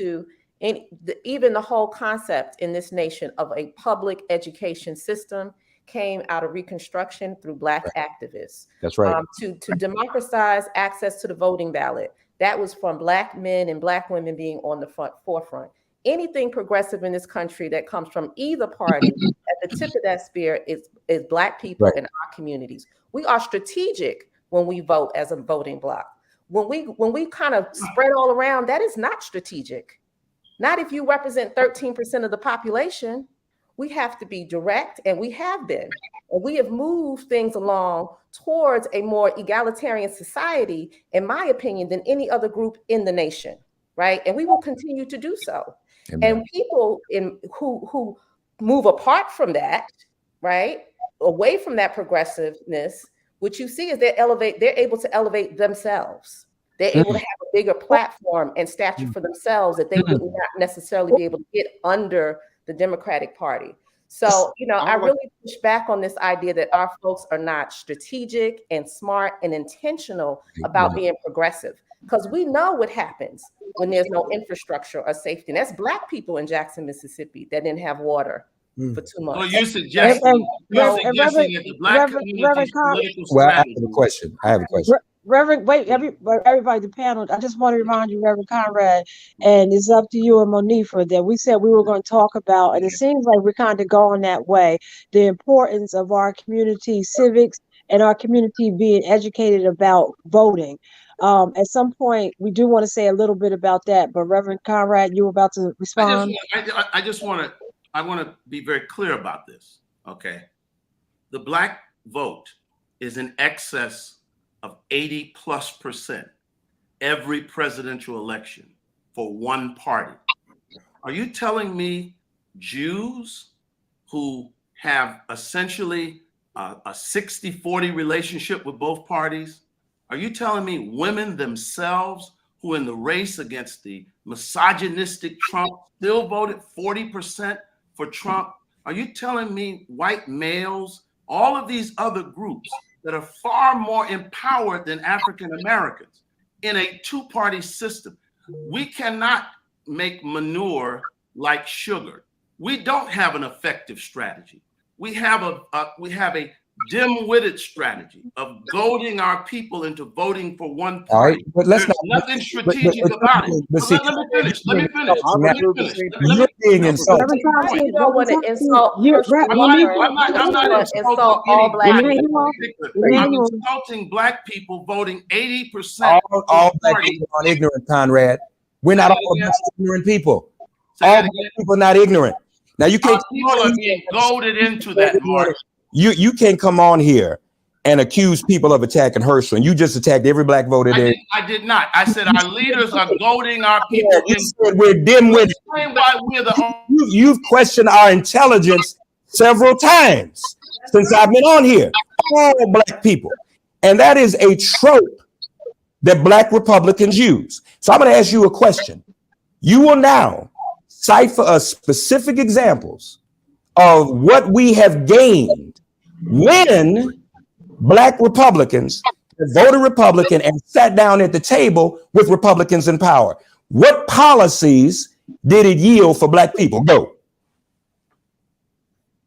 Question, because am I unmuted? I just want to make sure.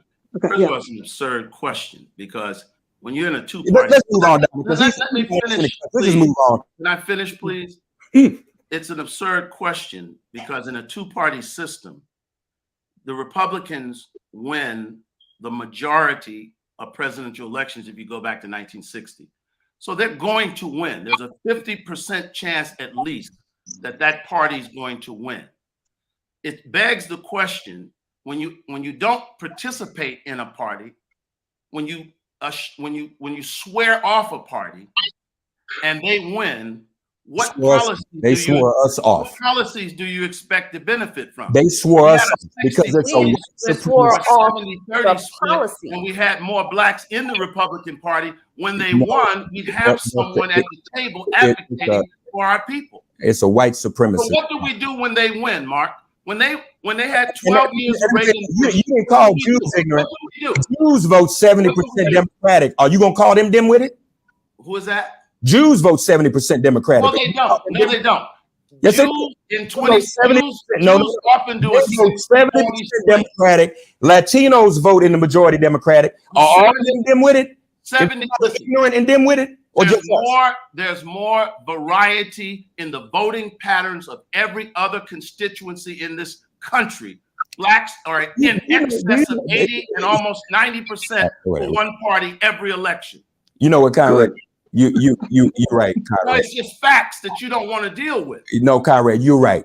You're right. Facts you don't want to deal with. You are defending a party. I'm not defending anything. I'm defending a people being intelligent enough to have a two-party strategy. Intelligent shot.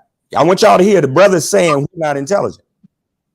Well, you've been saying that about black folks that don't vote for Democrats. When have I said that? Cite it. You've been saying it all night. I've never questioned anybody's intelligence. When have I quote what I said about anybody's intelligence tonight? So are they intelligent to vote for Republicans? Is who intelligent to vote for Republicans? Anybody in the black community. No. I asked you a question you didn't answer, Conrad. Listen, name. Listen, you know Bob Woodson. I know Bob Woodson. There are many blacks that have prospered. Nixon, the whole black capitalism, black entrepreneurs. Okay, there are many policies that came out of the Republican Party. Don't run that nonsense. Conrad, I'm not running anything. Conrad, first of all, Conrad, I'm not running anything. I asked you a question. And I just said it. There are many. Okay. And it took you about 5 minutes to answer my question. No, it didn't. You just doesn't matter. Question 5 minutes ago. You have to be involved in both parties because there's at least 50%. You name individual black capitalist success. Name policy that has benefited our community. That's all I'm asking you to do, brother. This is a capitalist system, and when someone promotes the idea of capitalism, and black people benefit from that, that's a solid policy.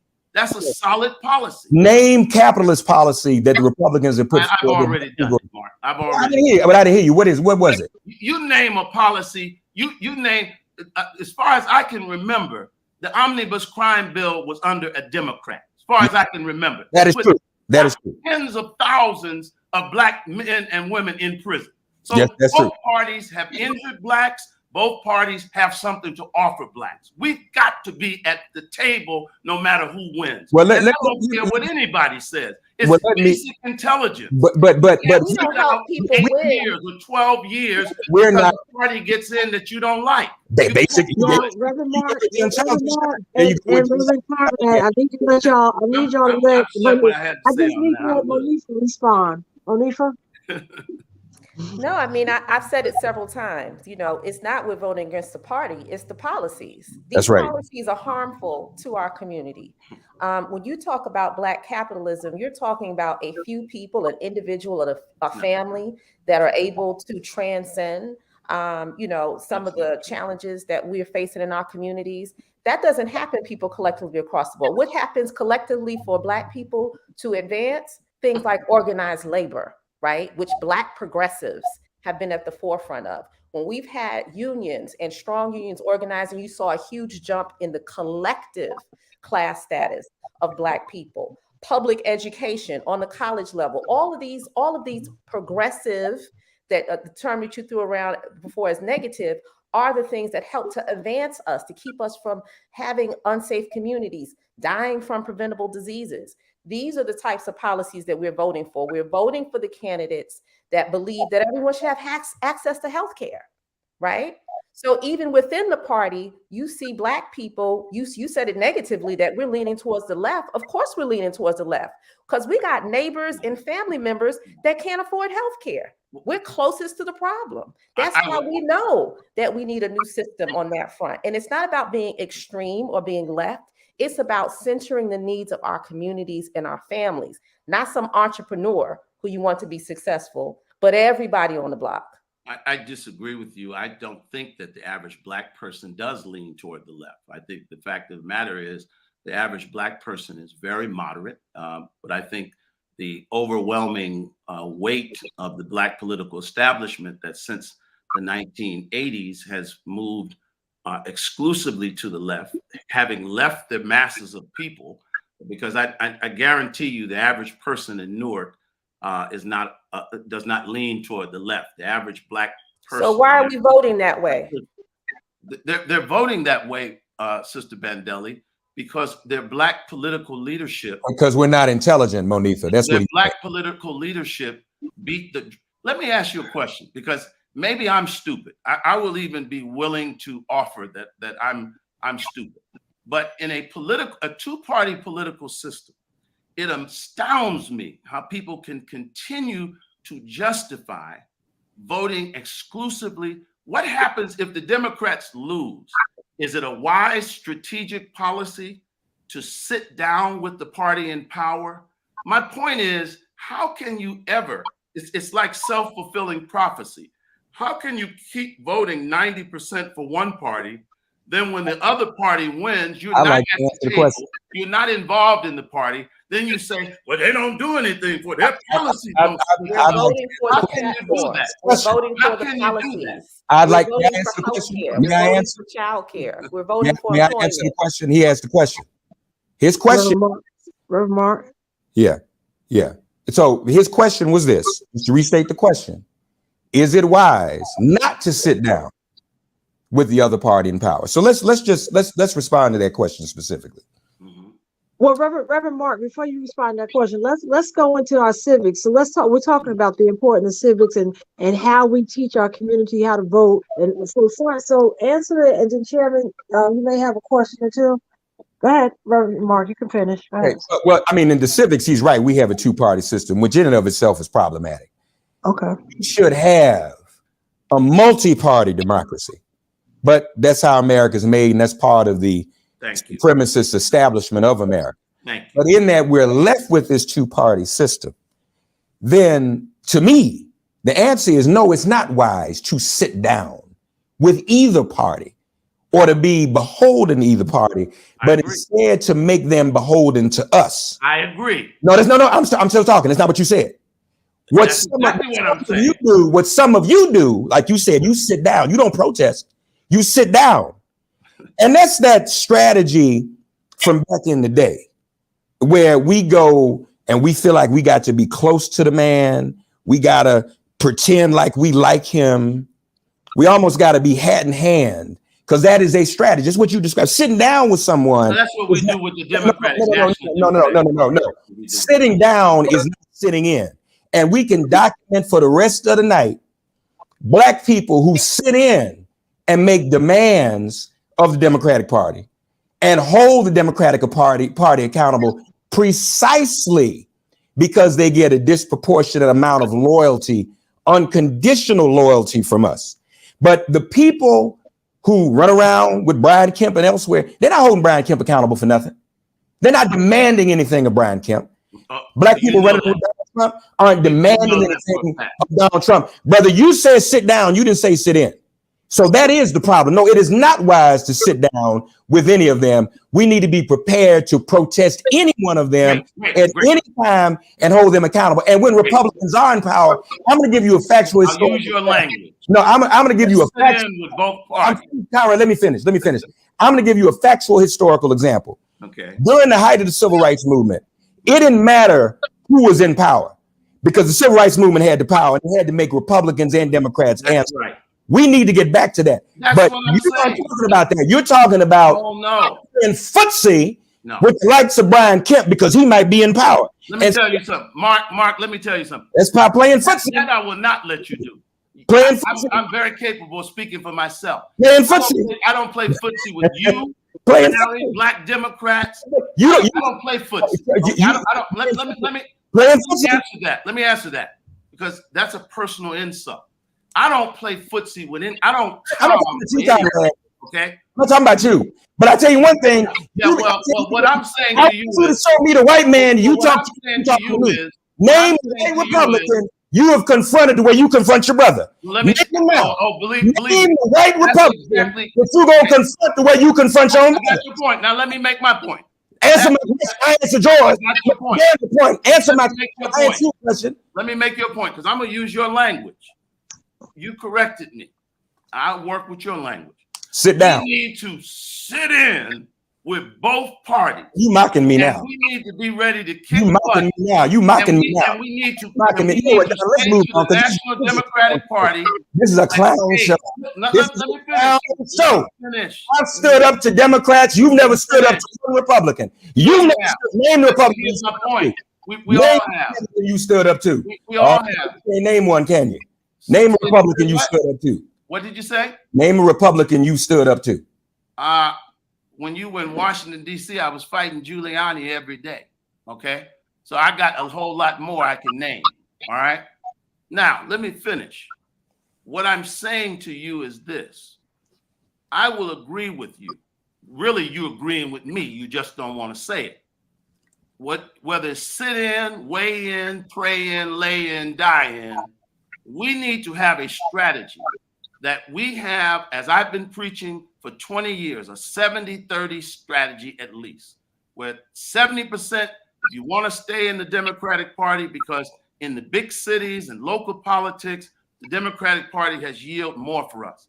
But in terms of national politics, and you say, well, you don't like a two-party system. Well, LeBron can't say we need the goal to be 11 feet. I really wish it was 12.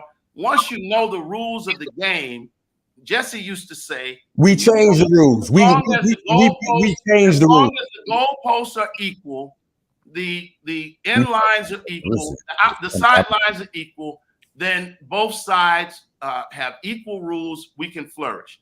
Now, this whole concept of, the Republicans are trying to disenfranchise us.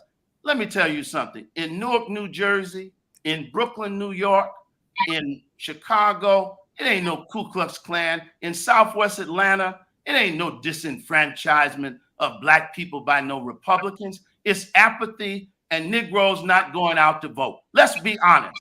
We all know. Let's talk to our that's not true. That's not honest. Conrad, We're supposed to talk about civics, right? The point we are right now is on civics. I want to hear from Larry Hamm. Which goes beyond voting. I know you do. Which goes beyond voting.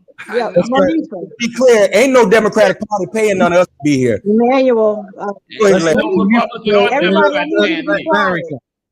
Look, this is what I want to say. Because I've already said my position on that. I believe that we are a strategic people.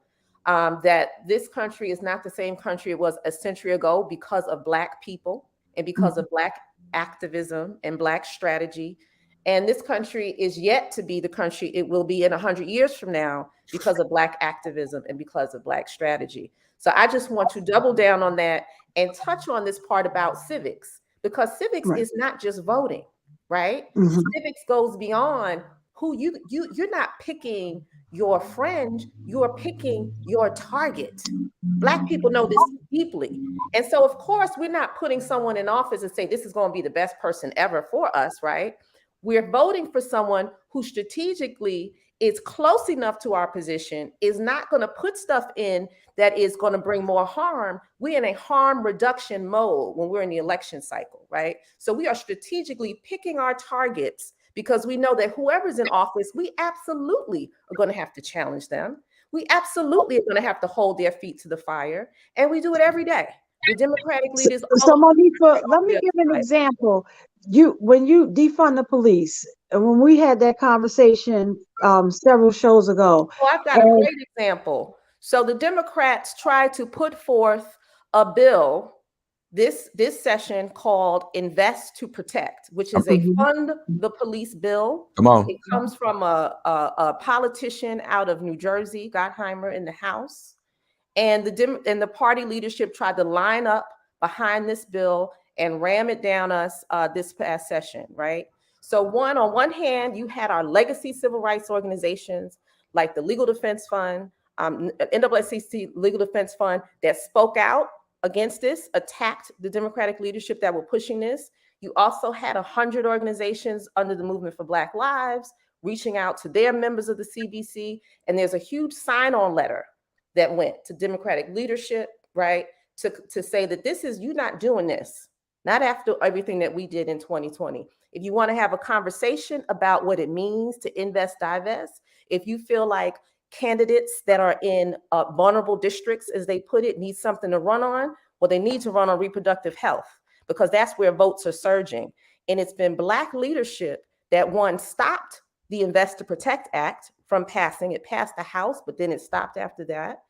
And two, continue to highlight for the Democrats what topics will help them to surge, like access, like what you saw in Kansas. Okay, so that's exactly an example where Black leadership are fighting Democratic leadership on these, fund the police bills. We've had to hold the line on that. So it happens every day and across the board. We go with the carrot and the stick. Why? Because we are strategic, we are intellectual, and we are always the one to push the country forward. Amen. Chairman Hamm, you have something, Chairman?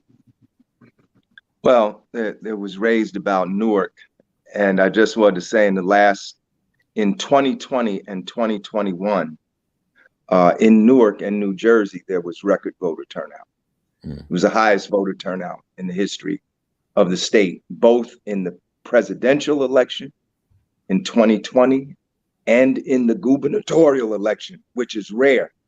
In New Jersey, the history was that really since Florio, since the 1990s, no Democrat could serve 2 consecutive terms. They would be voted out, and we had to deal with the likes of Christie and Whitman et al. But something unusual happened in 2021. Governor Murphy was elected to a second term, and it had everything to do with the record turnout of the Black vote. Now, does that mean that everybody is voting? No, there's a high rate of vote. Even with the greatest voter turnout in the history of the country, which was 2020, since the country was founded, there's never been a voter turnout as great as there was in 2020. Biden had 81 million, Trump had 74 million. There were still 100 million people that didn't vote. And that has a lot to do with how we do voting and how people feel about the system they're voting for. But the facts are that in 2020 was the greatest voter turnout in the history of the country across all demographics. And it repeated itself. In fact, when you look at the returns in New Jersey of the presidential election, the gubernatorial election almost matched the presidential election. There was some fall off, but Murphy had over 1 million votes and Chitterelli had over 1 million votes. But Murphy had like a 100,000 vote differential, and that pushed him over the top. And many political scientists, people who are in political scientists and pollsters, etc., said a lot of that had to do with the Black and brown vote in New Jersey. Factually, people say sit down with the Republicans. First of all, I believe in everybody's democratic right to vote any way they want to vote and vote whatever party they want to vote. But then the question becomes, are you voting for a party and are you voting for policies that are going to benefit the community? People say sit down with the Republicans, but the Republicans don't want to sit down with us. The Republicans made it clear with the election of Richard Nixon in 1968, with the Southern strategy, that they were done with the Black vote. When Lyndon Johnson, the Democrat, signed the Civil Rights Bill, he said, I've lost the white vote. And there was an exodus. And this was as early, the Civil Rights Bill was signed in 64, Voting Rights Act signed in 65. Whites began to exit the Democratic Party and they joined the Republican Party. Now, why did they join the Republican Party? One reason was because Governor Wallace, and you know Wallace's history, he initially mounted an independent campaign. But when he didn't succeed in the primaries, he threw his support to the Republicans. And the Republicans, since Nixon's election, have used the Southern strategy. It is today, it's not the Republican Party of Abraham Lincoln. It's not even the Republican Party of 1972. Today, the Republican Party, whereas you could have said in 2012 that, you know, the Tea Party was marginal. Historically, the Republicans always flirted with racist groups like the Klan and other, and the neo-Nazis, and on and on and on. But these were always marginal to the Republican Party. But today's Republican Party, those elements are the elements controlling the Republican Party today. It's so bad that there are Republicans like Whitman and like Liz Cheney and others who are talking about, Liz Cheney was talking about supporting Democrats. The Republican Party is so thoroughly bankrupt now. It is the party of Trump. It is the party of white nationalism. It is the party that tried to launch a coup against the United States government. It is the party of the insurrection that tried to violently overthrow the Capitol, that tried to overturn. It's the party that tried to engineer a whole set of false electors, you know. So it's not the Republican Party. I think, you know, I mean, people talk about the Democrats are too left. What happened after Jesse Jackson in 1988? After, is Mark still with me? Because I think, Mark, you were there. After 1988, the Democratic Party formed the Democratic Leadership Council to, in fact, move the Democratic Party to the right. The support for that's right. I'm here. You're right. You're right. What was it? Clinton. The support for Clinton was a move to the right. That's right. Dukakis, you might say, was the last, you know, official kind of lefty candidate that the Democratic Party had. They formed the Democratic Leadership Council in response to the Jackson campaign. Yeah. That was the thing. It really wasn't Dukakis. It was in fear, because even after the Hymietown incident, Jesse Jackson got almost 40% of the delegates. Yeah. And in fear of that, even the guy, the senator from New Jersey, Bill Bradley, he was one of the main people calling for this Democratic Leadership Council to move the Democratic Party to the right. I mean, the litmus test for this is Bernie Sanders. Biden doesn't represent the left. I mean, you could cite what Conrad said about the omnibus crime bill. But, you know, when I heard that Obama was going to choose Biden as the vice president, I was like, what? No, we fought it. We fought it. Right. So the litmus test is Bernie Sanders. The party rejected Bernie Sanders in 2016. I know, I was in Philadelphia. I was a candidate. I mean, I was a delegate. A delegate, yeah. Bernie Sanders. They rejected Bernie Sanders in 16, and they rejected Bernie Sanders in 20.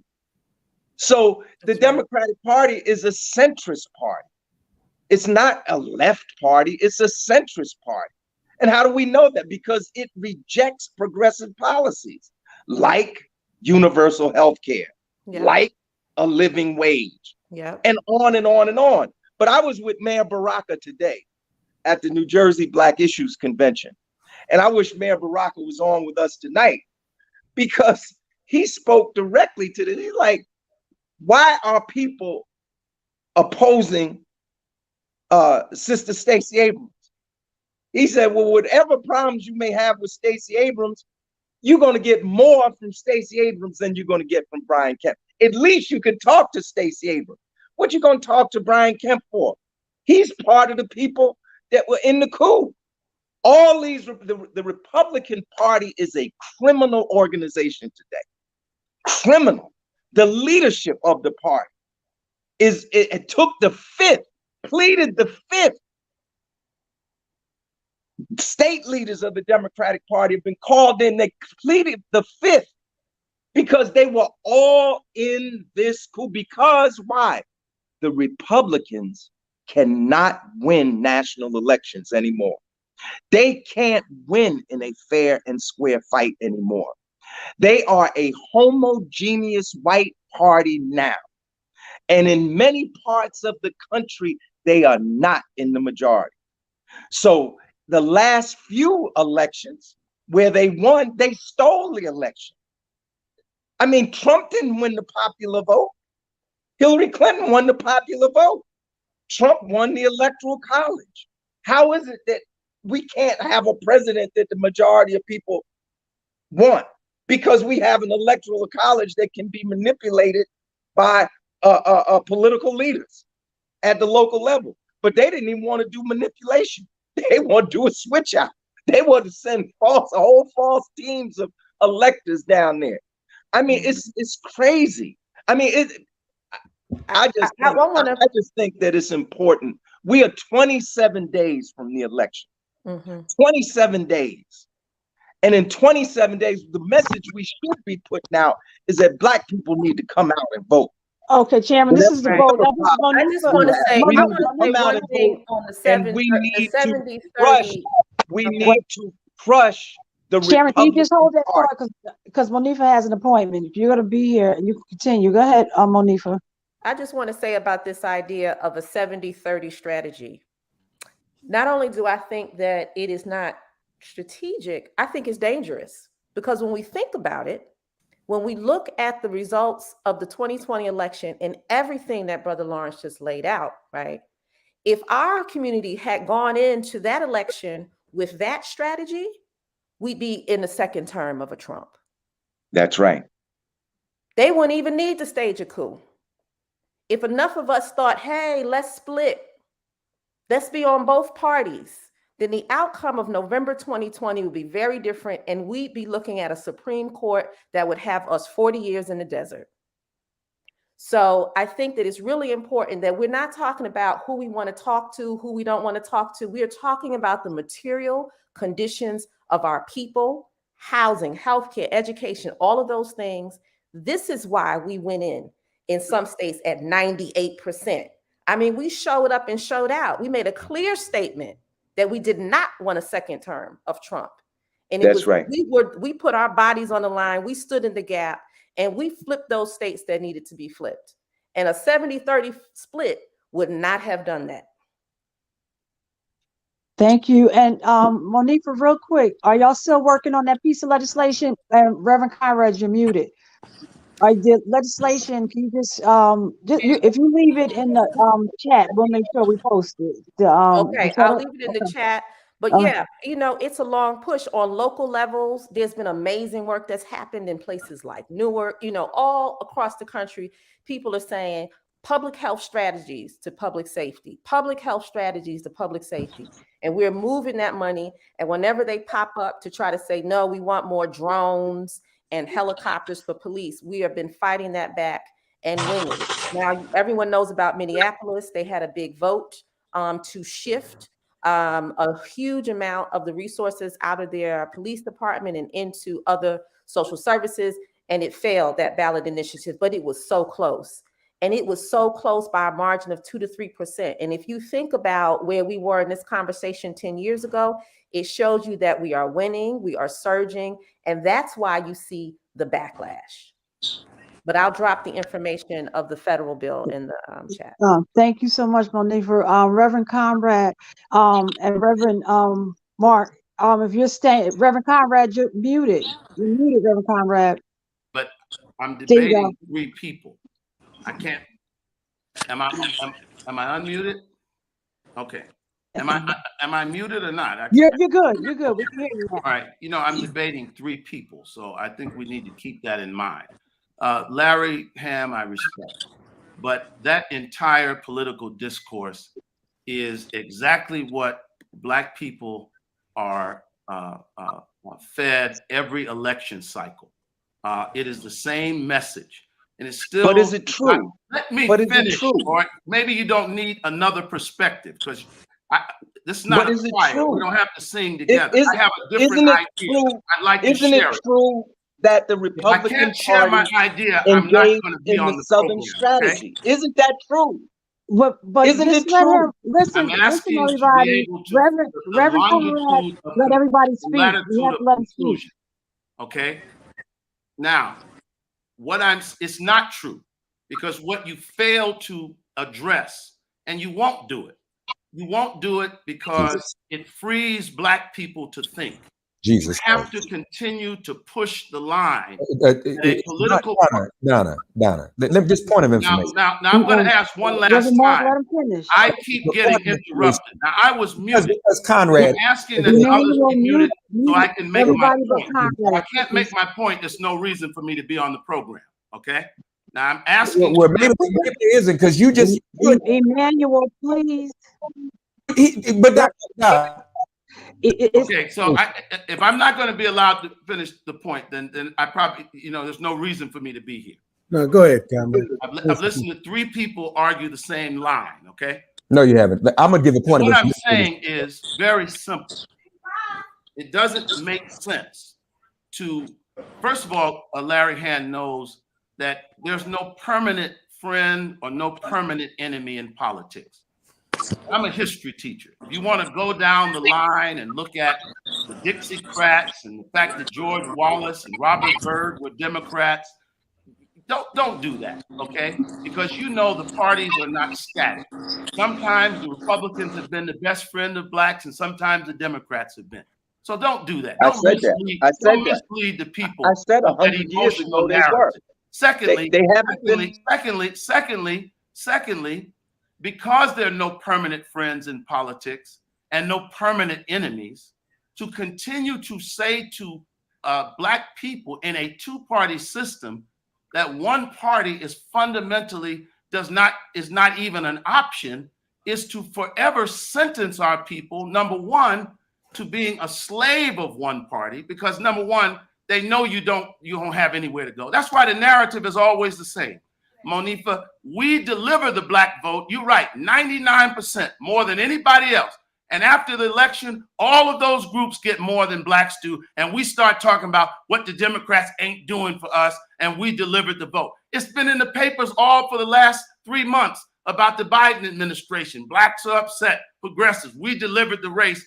We don't get anything because we're the only constituency that has made it clear before the contest, no matter what you do to us, you can spit in our face, you can neglect us, you can rub us on our head, but we ain't never going nowhere else. This does not make sense. And that's why the state of Israel, the issues pertaining to Jewish people, they are bipartisan because they have had the wisdom to not shuck and jive for either party, but to get an agenda and to recognize that these parties are merely vehicles to get to your agenda. And so they don't care whether the Democrats win or the Republicans. And guess what? The parties both know that no matter who wins, this constituency we have to look out for. And that's because they have been intelligent enough not to have the kind of conversations that we do, that we only have one option of one party. You cannot expect to not vote for one party for 30 or 45 years, almost 50 years. Nixon got 30% of the Republican vote in 1960. We have not even engaged the Republican Party since 1960. You cannot say when you go 90% for one party for 50 years, the other party hasn't done anything for us. No, it's not dangerous to do what Jews do. It's not dangerous to do what women do. It's not dangerous to do what Latinos do. Trump was supposed to be so against Latinos, and yet 40% of Latinos voted for Trump. And so maybe we're just the smartest people. We keep delivering. It was 30%. It wasn't 40%. For the Democrats, but I don't see the people satisfied.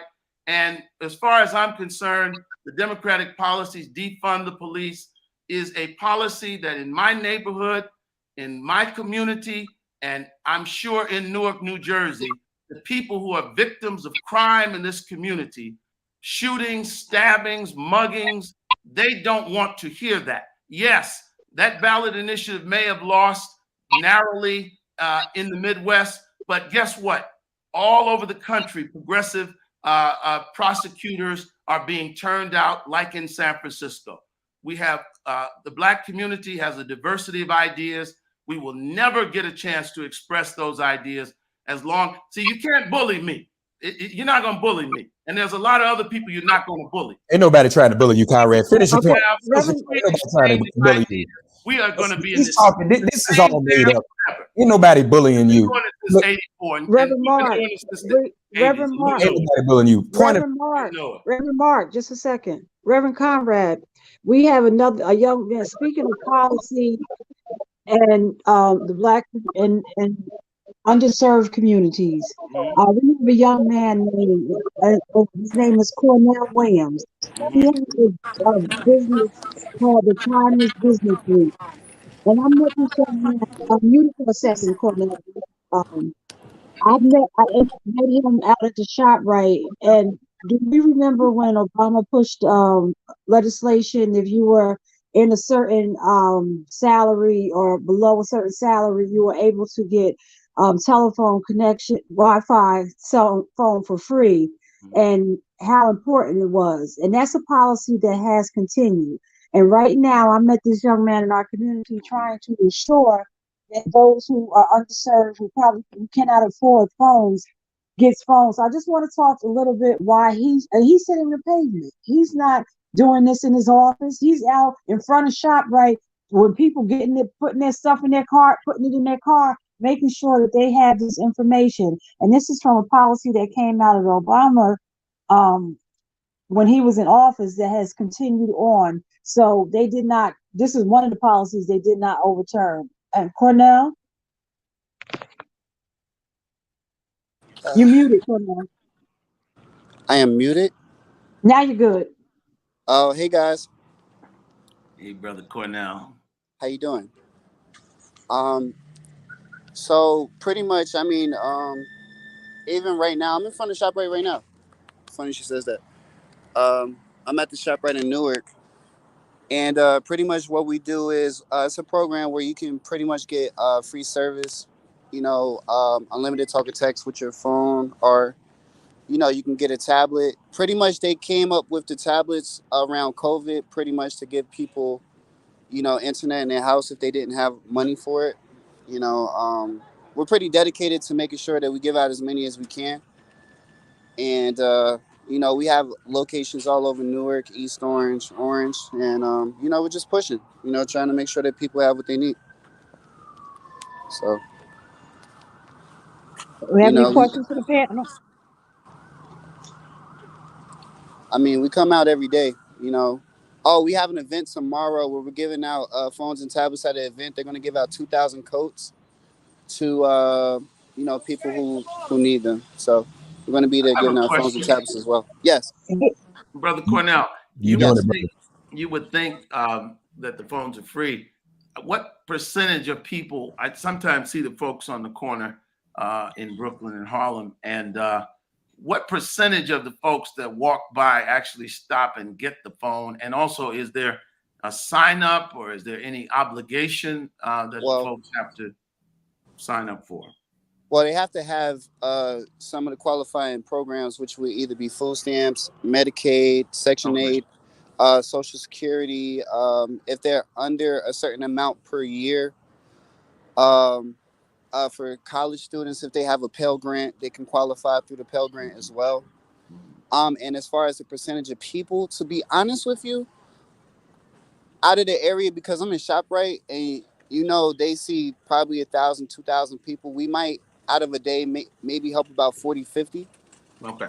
So the percentage is probably small, but you know, overall throughout a week, we probably are helping about right now about 300 people a week. Okay. Thank you. And one of the things you said, the tablet, it became very relevant during COVID, that most kids had computers in their home, that our communities, underserved communities, did not have computers, and they had to rush to get computers so that the kids can do their work during the COVID period. So these programs are very important. And he said if 1,000 people walk past him and only 40 people get served, it's a small number, but we have to do our best to make sure that we get this information out, because we know that people need this type of help. Sorry. Well, the good part is that, you know, some people, they tend to overlook it, especially if they already have a phone. You know, they try not to take it if they don't need it. You know, and then we have some people that abuse it, where, you know, we'll have some people that'll take a phone and then they'll go to another company and switch over, and then they'll break that phone and then they'll try to switch over to another company, and you know, they basically try to cheat the system a little bit. But for the most part, you know, I've seen a lot of situations, older people, younger people that, you know, were very happy about the fact that they were able to get a tablet, you know, and, you know, get internet, especially if they don't have it. I remember this, it was a lady, she cried because she got a tablet. She said she always wanted one.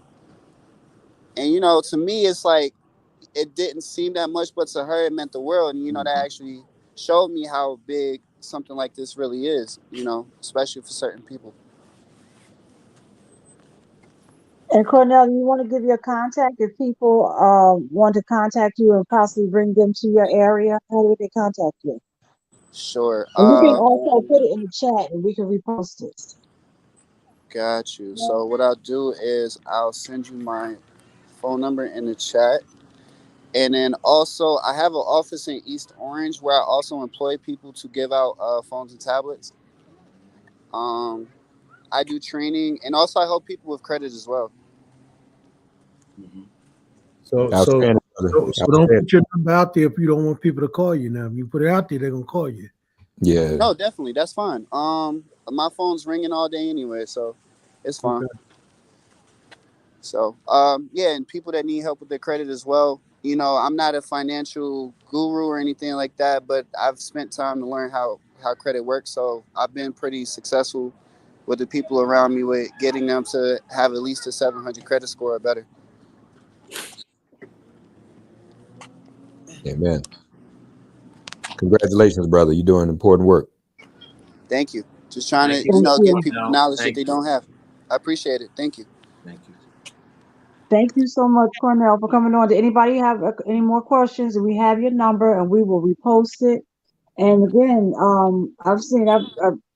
I went to ShopRite and then I had to go the next day. He was out there, and tonight he's out there pretty late, or it's getting darker earlier. So we hope that this helps you to get your 513. Yeah, we'll gotta repost that. Take that down, Emmanuel. I'll get you the correct one. It's 513. Yeah. But thank you for you know, taking the call and coming on, you know, at the at the request. Thank you. Okay, of course, no problem, you know, and you know, thank you for having me.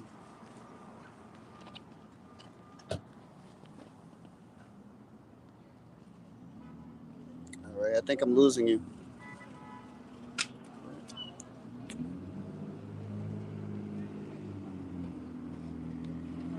It's going to continue on. Is DJ Rhino in the back? Thanks, Kornell. All right, take care, everybody. Okay. No, Rhino's not here yet. Okay, so and we will continue on with civics. Did you want to say something, Chairman?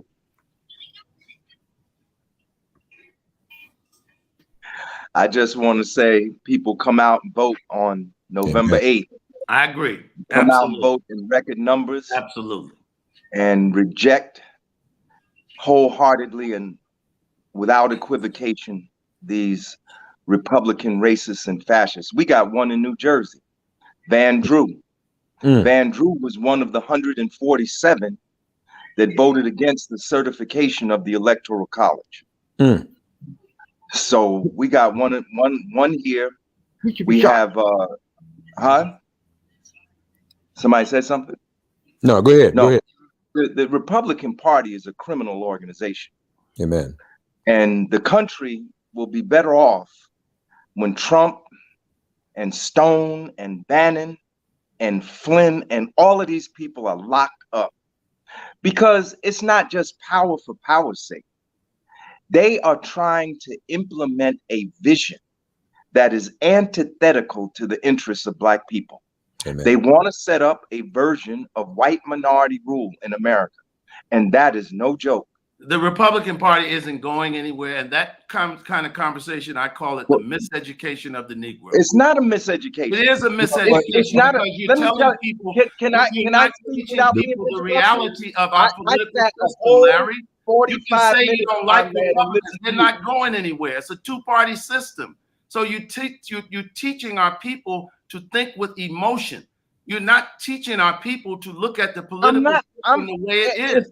This party is not going anywhere. How do you know it may change? It could change if we were involved. Trump has been indicted. This is not about Trump. What are you talking about? Trump? Yes, it is about Trump. Hey, Conrad, we were having this conversation before when Trump was a Democrat. Conrad, are you a Trump supporter? Hold on, Larry. I have a question. Wait a minute. Is it not true that he is the most popular candidate for the Republican Party for 2024? They want him to run again. True. That's the truth. Right. Is it not true having that this conversation? Right. Wait a minute. We were having. Can I finish speaking, please? I sat for 45 minutes and didn't say anything. You did. That's true. Is it not true that there are right-wing forces in this country that are trying to move toward a constitutional convention? True. It takes 35 states. They have to have 2/3 of the states. There's a whole multi-billion-dollar effort to bring about a constitutional convention in this country that essentially would make this a white minority rule country. Is it not true the Republicans have introduced over 440 bills in 49 states to impede our right to vote? True. And that these bills have been passed in 19 states. True. That's a truth. True. That's not an opinion. True. This is all true. Did they not block the George Floyd police accountability bill?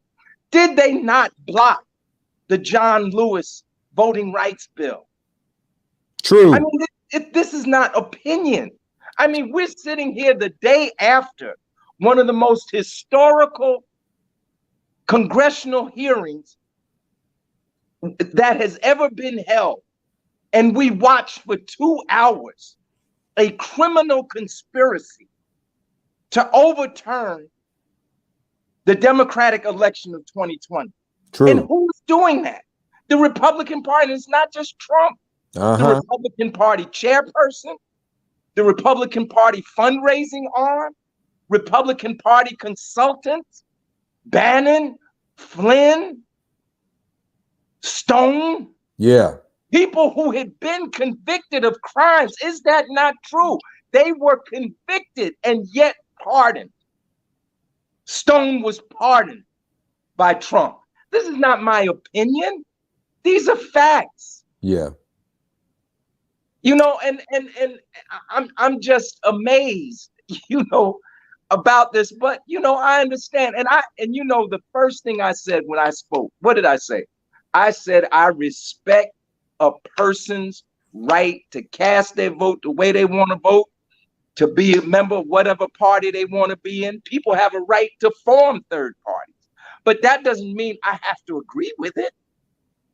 You know, because you support a candidate, that doesn't mean I got to support that candidate. You know, all we got to do is look.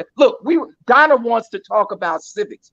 Do you know why civics is not taught in schools? Come on. Because William Bennett, who was the Secretary of Education under Ronald Reagan, put forward a policy to eliminate civics education in secondary schools throughout the United States. That's one of the reasons. That's a truism. You can Google it and find out it's not a Larry Hamm fantasy. I mean, we talked about Nixon, right? Why did black people vote for John Kennedy and not Richard Nixon? Because Kennedy indicated support for civil rights. That's why. That's a truism. He called Coretta Scott. He got Martin King out of jail. That really happened. And those things are reasons why that support. I actually saw a picture in 1959 with Martin Luther King with a Nixon button on. Martin Luther King had a Nixon button on. But his daddy supported him. That's right. But Nixon wouldn't support civil rights in 1960. And we talk about these right-wing groups. When Barry Goldwater ran against LBJ, he openly endorsed the John Birch Society, which supported racial segregation. Yeah. I mean, these things are true. These are facts. Larry, can I give you one point of information? Just one point of information, and I'm done. See, we can't be intellectually dishonest. You know, Conrad, you my brother, but I'm gonna give you a little bit of advice. You lose credibility when you deny facts. Larry he just flirted on some facts, but he brought up in the last exchange the Southern strategy with Nixon. Conrad, you said you denied Nixon and his regime created the Southern strategy. And you, my brother, you hurt yourself when yes, you did. You denied it. You hurt yourself when you deny historical facts. That's all the credibility we got. So we can't just be intellectually dishonest. Richard Nixon's Southern strategy, plus the whole list of things Larry said. And I'm gonna say this and I'm done. We can't sit at the table with a party that doesn't want to sit at the table with us. It is a dying party. It represents white male privilege. That's why I said when we started this conversation, suburban college educated white women finally woke up, they're leaving. The Republican Party is trying to hold on. What was the dude? Pat Buchanan, Larry. He validated what Francis Cress Welsing taught us the fear of genetic annihilation. He talked about how more black babies, more babies of color being born in this country than white babies. That's their fear. That's what white supremacy is. So that's what they're all about. It may be around, but it's losing its relevance more and more. And it's been hijacked by Donald Trump, who is a true nut job. So, but yeah, when you say that when the Southern strategy wasn't a thing, you can't do that, brother. That's not. I'm through.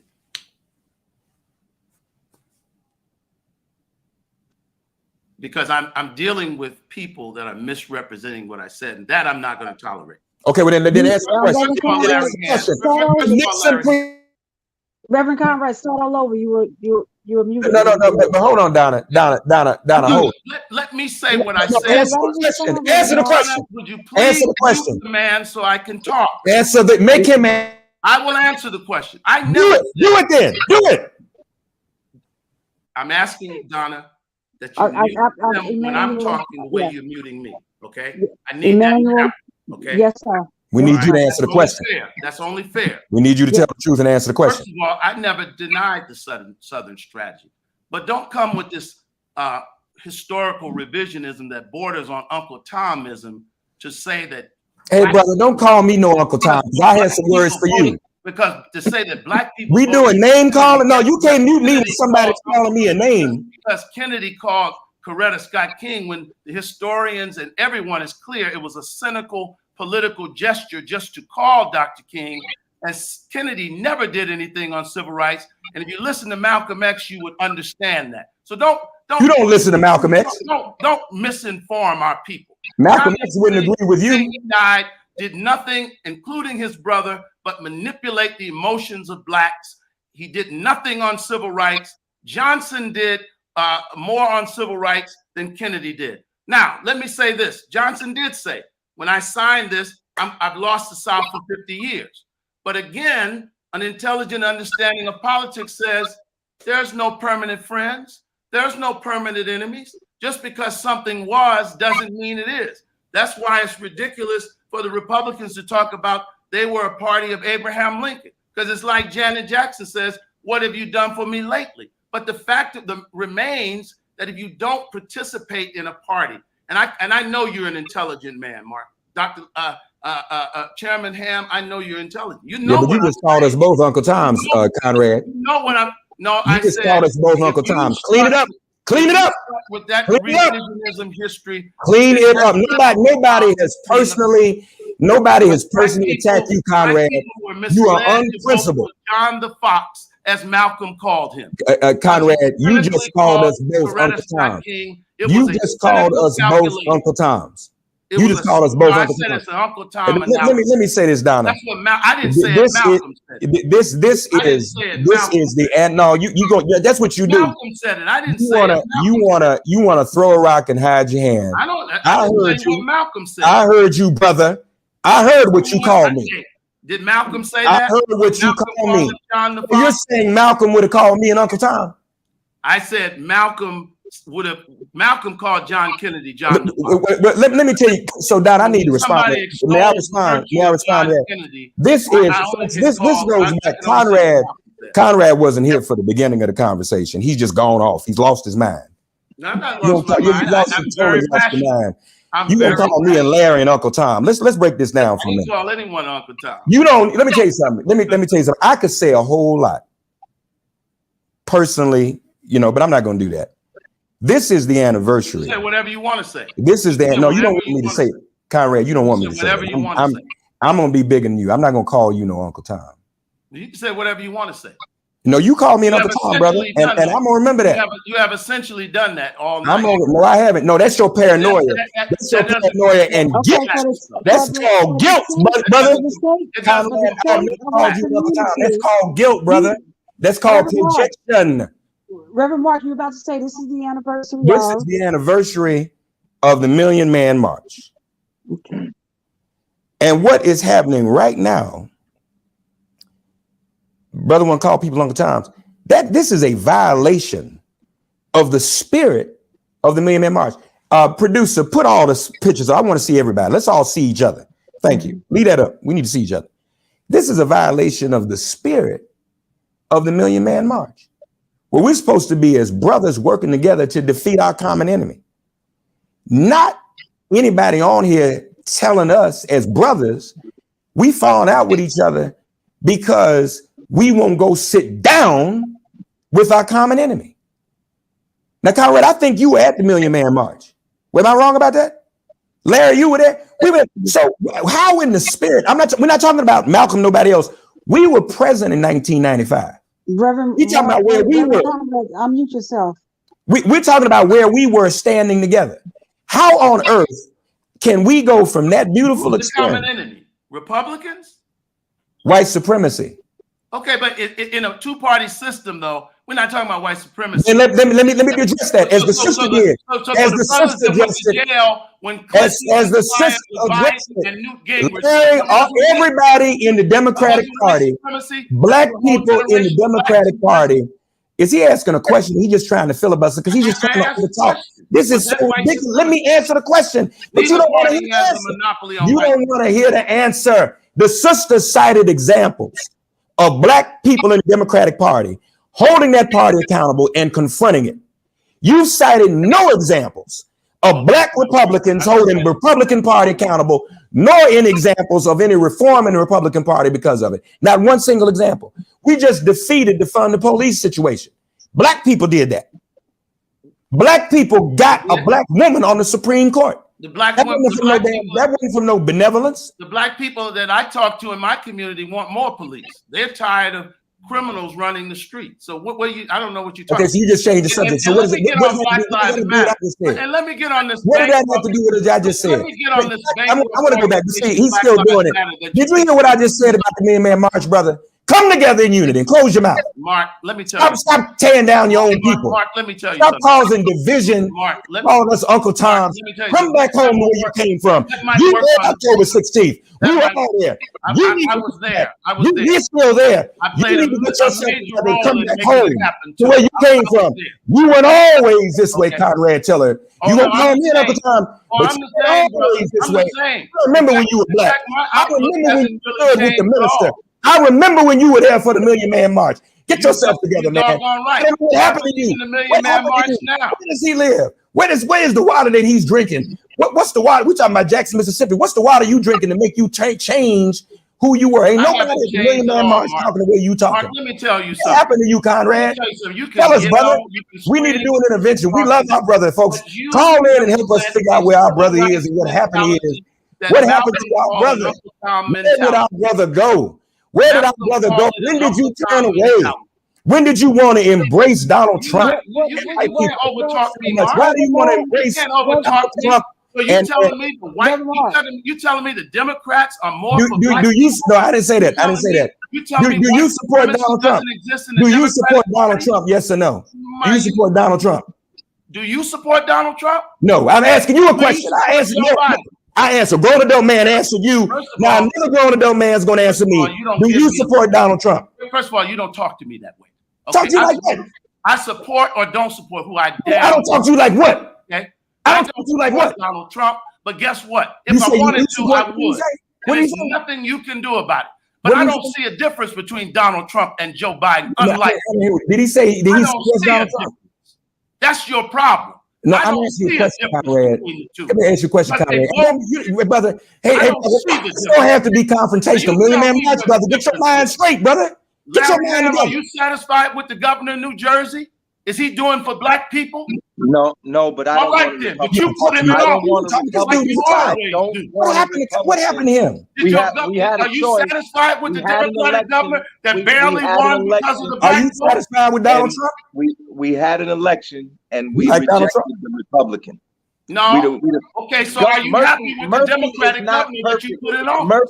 Murphy is not perfect, but we get more out of Murphy. Are you satisfied with but it? we get more out of Murphy. We get more out of Murphy than we would have gotten out of Chitterelli. You're never gonna get nothing out of a Republican governor if you're not in the party. That's common sense. No, we're not going to get from the party. You won't get anything the Republicans don't want us. What happens when they win? What do you say to our people when they win? Just sit 8 years and be mad and wait to get come back, Conrad.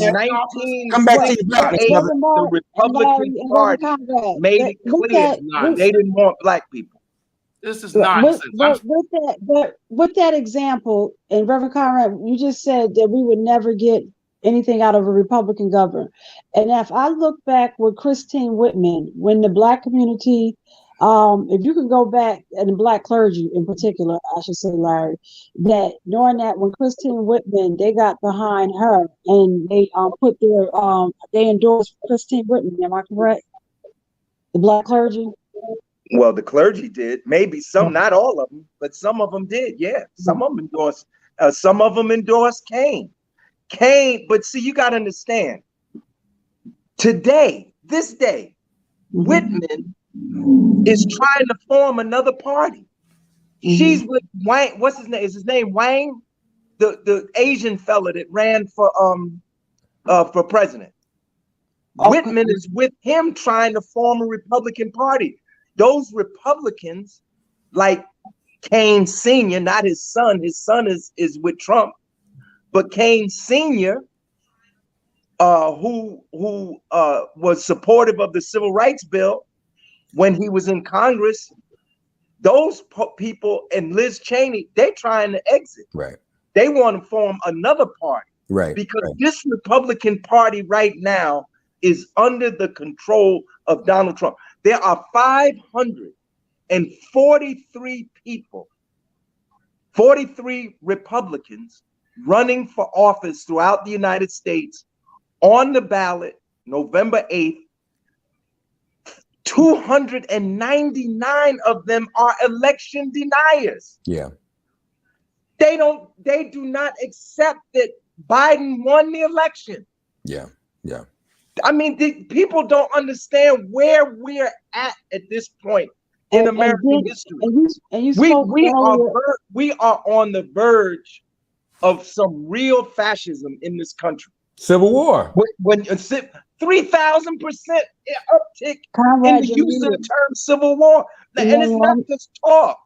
These people, I mean, listen to the hearing that was held yesterday. Thousands of people did not come through the magnetometers in Washington, D.C. on January the 6th because they had weapons. And they knew if they went through, they would be uncovered. Trump tried to get the Secret Service to take the magnetometers down so these armed people could come through. Can you imagine if several thousand more armed people had come through? They came to kill. They didn't come there for a protest. Civil war. They came to kill. And all the evidence is there. They built a gallows in front of the Capitol building. They built a gallows. They came to kill Trump's own vice president, Pence. They came to kill Nancy Pelosi, and they came to kill other Democrats. Larry, let me just say this, okay? You know, did you support the insurrection, Conrad? First of all, that's the question. That's one question. Just as you talk, what's your position on the insurrection? What's my position on what? On the insurrection. Do you support January 6th? First of all, let me say this. I didn't see any black people at the Capitol. I didn't see black people. It doesn't matter whether black people were there or not. Let me finish. It doesn't matter. No, I mean you were there. I'm asking, did you support it? Let me finish. The principle of it. Did you support the principle of it? I'm just asking. I didn't support it any more than you did. But you're wrong, Conrad. There was some black people. That's not an accusation. Conrad, bring it down. That's not an accusation. It's a question, brother. With me. This is what happens in the black community. This is why people only have one view. This is why people only. Why are you fighting us, Conrad? Why are you fighting your own brothers? Is there more than Conrad? Is there more than one view? Mark, let me say this. I asked you a question. That's all I asked you, brother. We've known each other for years, and you still want to continue to fight with me. Chill that out, man. Million Man March. Just clowning. Just ask you a question. That's all. I have no beef with you. I don't dislike you. I'm not here to have war with you. Mark, first of all, stop insulting me. Who's insulting you? I didn't come out of you. You don't have a womb, and I didn't come out of yours. I'm a man. I have my own thoughts. Don't insult me. How am I insulting you, Conrad? You're my brother. We have been on different sides. With me. I'm not fighting you. I do not agree with you. You are a leftist. You don't know what you're talking about, Conrad. You don't know what you agree with. Leftist. You probably leftist. I don't agree with your analysis. So don't insult me by saying to disagree with the great Mark Thompson is fundamentally attacking a brother. I'm attacking your ideas. Uncle Tom. Your ideas you even threatened me. You talk about how I'm going to talk to you. You decided to make this personal. I think your ideas are historically inaccurate. They try to excite black people to do one thing, to go out like dumb robots and vote for one party. Yeah, that's what. Yeah, okay. You never agree with me in our lifetime. Hold it. We're gonna be honest. In our lifetime, you never agreed with me. Is that what you're saying? Let me say this to you. Let's get the receipts now. I love you. I respect you. I've listened to your show many times. You're going to say in front of all of us, just like but you never agreed with me and Larry Hamm ever. This shows how much of a brother I am because I love you. But don't ever assume I agree with you on a lot of stuff. Larry, you remember when he agreed with us? I still love you, but I don't agree with when he agreed with us.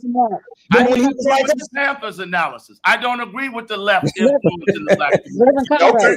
Hey, everybody. Conrad Reverend used to Mark, be with us. stop. I Very have an simple. Conrad announcement used to to be with make. us. I have an I announcement was to make. never with you. I was in the Nation of Islam. And we Reverend, were together. Reverend, You don't stop. I think have like an that. announcement. I think like the black church. I think like the average black man. You think like whites on an elite campus, okay? Because what you're talking about, Well, how you did talk that about in begin? North. See, Y'all Larry, have he wants to to fight. Black He people How did don't, that Larry black just people called me don't talk white, about Larry. that in No, How did Donna, that this begin? fool just called me white. Let me tell you something.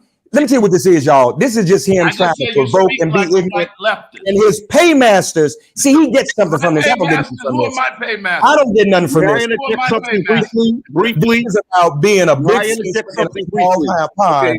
This is about being My a big fish in a paymaster, small. I No, don't have no, a no. paymaster. So Doshon, ain't nobody gonna call me no Uncle Tom and call me white. Okay, this Okay, one. I just want to make an announcement. Doshon has a thought, and I just want DJ Rhino just I'm white. tells me that he will not be able to make it, so we're going to go This forward. clown telling me I'm white. We're going to go forward. I'm like a white elite. Reverend Mark, just a second. We're going to continue with this. No, Donna, as conversation. a moderator, though, Just I haven't a second, personally attacked Reverend anybody. If I was a moderator, I wouldn't let Just a nobody say second, nothing about Reverend Mark. that about you. And he Reverend Mark, laughing. Now look at him. Reverend Mark. Just a damn minstrel. He gonna sit up and say, I'm Emmanuel. white. Whoa, Look at wow. Okay. Thank you. And so we'll be going to 8:50 with this conversation. Doshon. Okay, family, listen, I'm listening to two brothers that I admire tremendously, but I want to ask us all the question. Does it make sense to either of us that we are having a big debate over what former slave master to serve? I'm saying that's not the debate we having. no, but that's what I'm saying. But Doshon, do I sound like I'm saying serve any white people? No, Mark. I'm not saying that. No, Mark. You listen. Hear me out, brother. I don't mean literally serve. I'm talking when I say serve. I'm talking about in terms of voting. We're arguing over which political party to keep in power. That's what I meant. Now, I'm not at all accusing you of subservience. What I'm saying is that here we are arguing back and forth, Republican, Democrat. How about this?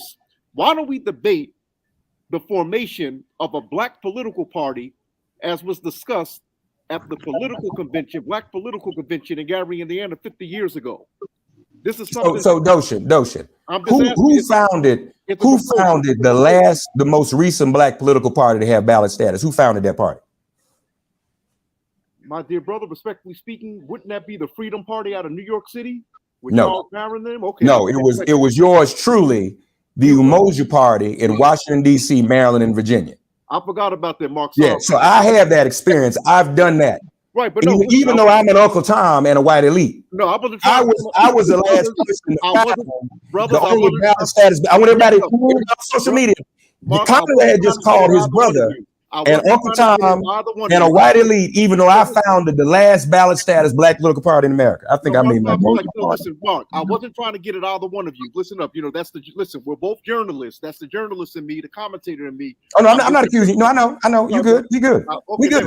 I love both of you brothers. We good. But Conrad need intervention. We need to have, the next thing we need is an intervention. Okay, this is insane. I'm gonna fall back, and we all stood. I'm telling y'all, I'm sorry, ain't nobody addressed what I said. We all stood together on the mall October 16th. Conrad was there. Now I'm an Uncle Tom. Wait a minute, hold on. 7 years later, how did that happen? I'm a white. You know that? I don't know what's worse, Uncle Tom or white elite. When did I turn white? Well, he said bordering. He said, wait a minute, Mark. I could have swore he said bordering on Uncle Tomism, but then he said something about having the mentality of elite white campus. But I didn't hear him call you an Uncle Tom, Mark. No, he did. He called me Uncle Tom. He called me and Larry both Uncle Tom. And what I'm saying is, as see, black people listen to this broadcast. We look pitiful if we allow this to continue in this way. We stood together 27 years ago this Sunday, and not a soul was of this spirit when we stood out there. Now keep us all together. We'll see everybody. Sunday, the 27th anniversary of the Million Man March. Huh? This Sunday, you're referring to the Million Man. Yeah, 27th anniversary of the Million Man March. October 16th, 1995. Producer, put us all back on the screen so we can see each other, please. Don't focus on me, please. So how we, and Conrad was there, but now I'm an Uncle Tom and a white elite. See, y'all, we gotta, this is how the white man divides us. So Conrad's argument is we need to sit down with a party that then is also evidence. How many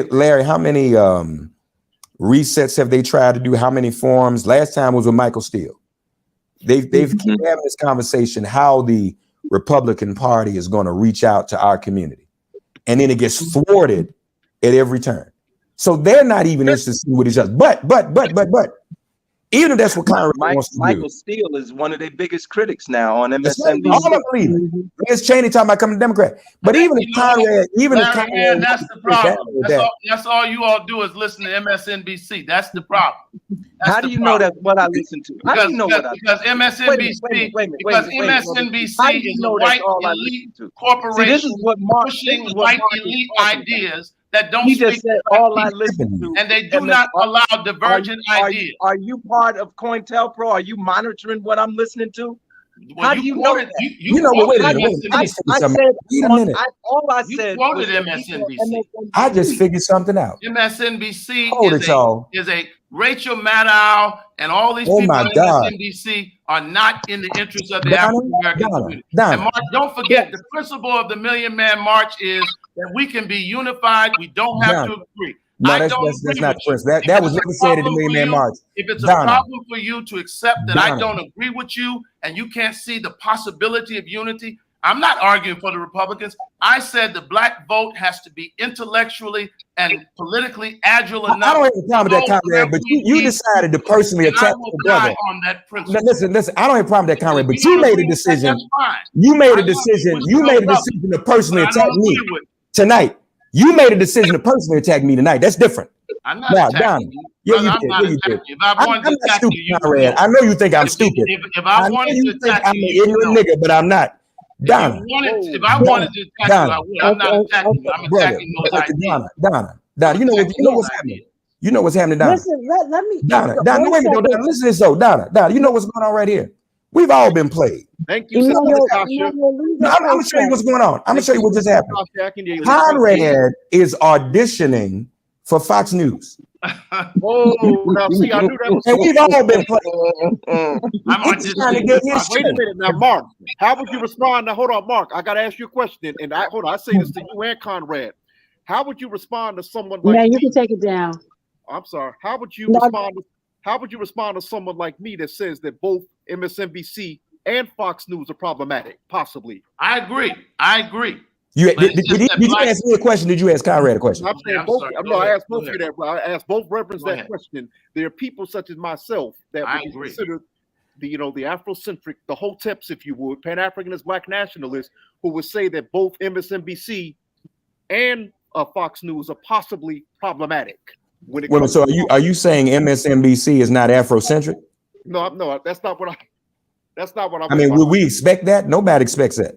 Okay, but no, what I'm saying is that both of you accused each other of being affiliated with the two nemesis of each other. Fox. I'm not. No, but you're auditioning for it. So let me ask you a question. Conrad, if Fox offered you a show, would you take it? Hold on, but if Fox offered you a show, would you take Conrad, it? No. Guess what? You had accused. Answer my question now, young man. Young man, answer my question. You're so much morally better because you took one on BAI and you took one on Air America. I didn't have a show on BAI or Air America. Much morally superior. Wait a minute, Conrad. You just lying. I never had a show on BAI or Air America. Whatever liberal station you were on. I don't know the name. You just making up stuff. No, but what's wrong with you? What happened to you? You always argue with Negroes that act like the liberal. I'm a Negro. They call me Negro. Who was in the clown and just put that thing up there to city and call me I'm going to always argue against that mentality. That's what Malcolm argued against. Power to the people. The fox and the wolf. And you all have drunk the damn Kool-Aid. It's one thing to be on the platform, but you act like you believe in it. Do for self. One aim. I act like I believe in what? You just asked a question. Act like you all these personal insults. What happened to you, Conrad? Doshon just asked a question. Hey, Conrad, I need you to do something. Though. I respect you right now. At this moment, I need you to respect me. Reverend Mark, thank you. You just asked a question. Did you ask Reverend Mark? Would he take a position on Fox News? And it's interesting. That's ridiculous. We've had that tested already when Donna Brazile had to go. She took a position on Fox News, and people were very shocked. They did part ways for various reasons, but when she was asked that question, she said her voice needed to be heard. She had to go on that show so that they can hear something different. I want to talk about the Million Man March. But with the Million Man March coming up this weekend, how do we know Middle America? I want to ask my brother why he is so doggone disrespectful. That's what I want to say. When those opportunities come up, do we say no to those opportunities? Well, that's up to the individual, Donna, I think. I mean, people have to live with themselves. People have to make the decisions they make. If Conrad, I'm going to say this, even though Conrad has made some very disparaging comments toward me, and it's very disappointing, and I'm very disappointed in you, brother. I'm very disappointed in you tonight. But I haven't attacked you personally. I haven't diminished you. No, I haven't. You making that up. You being paranoid. I've never spoken out against you. You've publicly spoken against me many times. But let me just say this. People have to make those decisions. If Conrad is hoping to be noticed by Fox and they give him a show, I wouldn't hate him for that. Because I know Conrad. I knew the first Conrad. Larry, we knew the original Conrad. Conrad, unmute yourself. We knew the original Conrad. This Conrad, whatever. But see, I remember our first impressions last, brother. And even though you can call me a Negro and a white elite and Uncle Tom, first of all, I consider who you were. First of all, I consider you being patronizing and disrespectful. I will say I just lifted you up. Shut up. Move on to somebody else. First of all, I'm not auditioning for anything, okay? So you brought that up. You brought Fox up. But I will say this. What Donna Brazile said about her presence on Fox, when narrow-minded bullies tried to act as though she made a fundamentally immoral decision to be with one corporate network as opposed to other, she said exactly what I'm saying about the Democratic Party. Who said that about her? Let me finish. Who said that about her? Voice needs to be here. And that's all I'm saying about the Republican Party. That our voice nobody attacked Donna Brazile. And if you can't understand that, then that's your problem. Nobody attacked Donna Brazile. Your problem is you forgot who you were. You don't know who you are anymore. You like a reed in the wind. I'm at the Million Man March. Now I'm with Donald Trump. I'm at the Million Man March. Now I'm with Donald Trump. You all over the place. I'm not with anybody. I'm yes, with you are. Black agenda. Oh, yes, you are. Oh, I'm not. You're the one quoted. Are you a black Republican or not? Are you a Republican? Are you a Republican? Liz Cheney. Are you a Republican? Would say her name. Are you a Republican? I can't even believe it. Are you a Republican or not? No, I'm not. I've never been. I'm a Democrat. But if I wanted to be a Republican, I would be. You are a registered Democratic. I'm not because I live in Brooklyn, the most Democratic county in America. I don't see any difference between either party. That's the difference between me and you. You believe in one. I don't believe in any.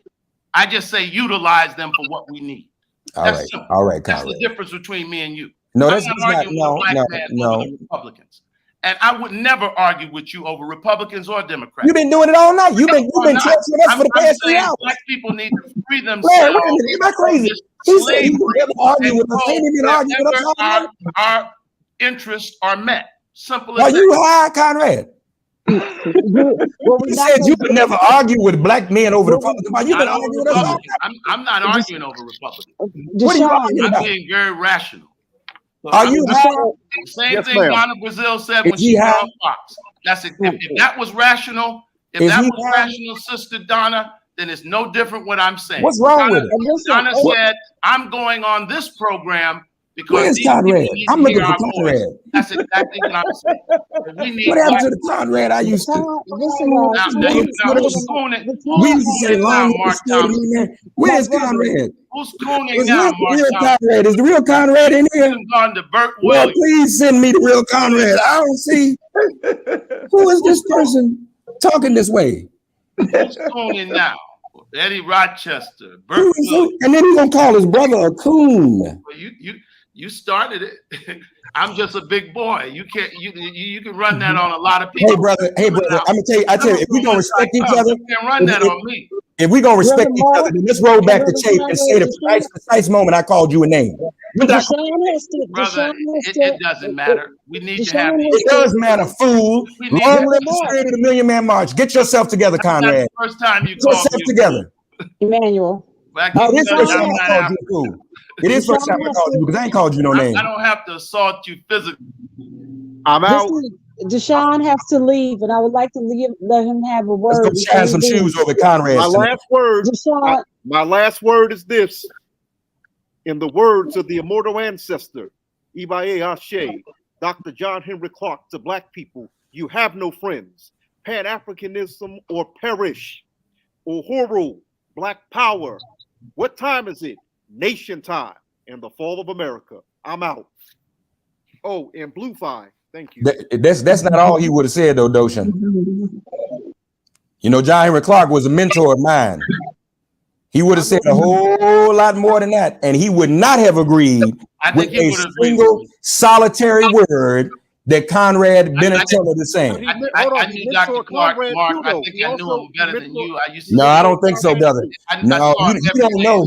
You don't know where we were. I know. Yeah, I know. I've been in these debates with John Henry Clark, and he wouldn't be advocating for no Donald Trump.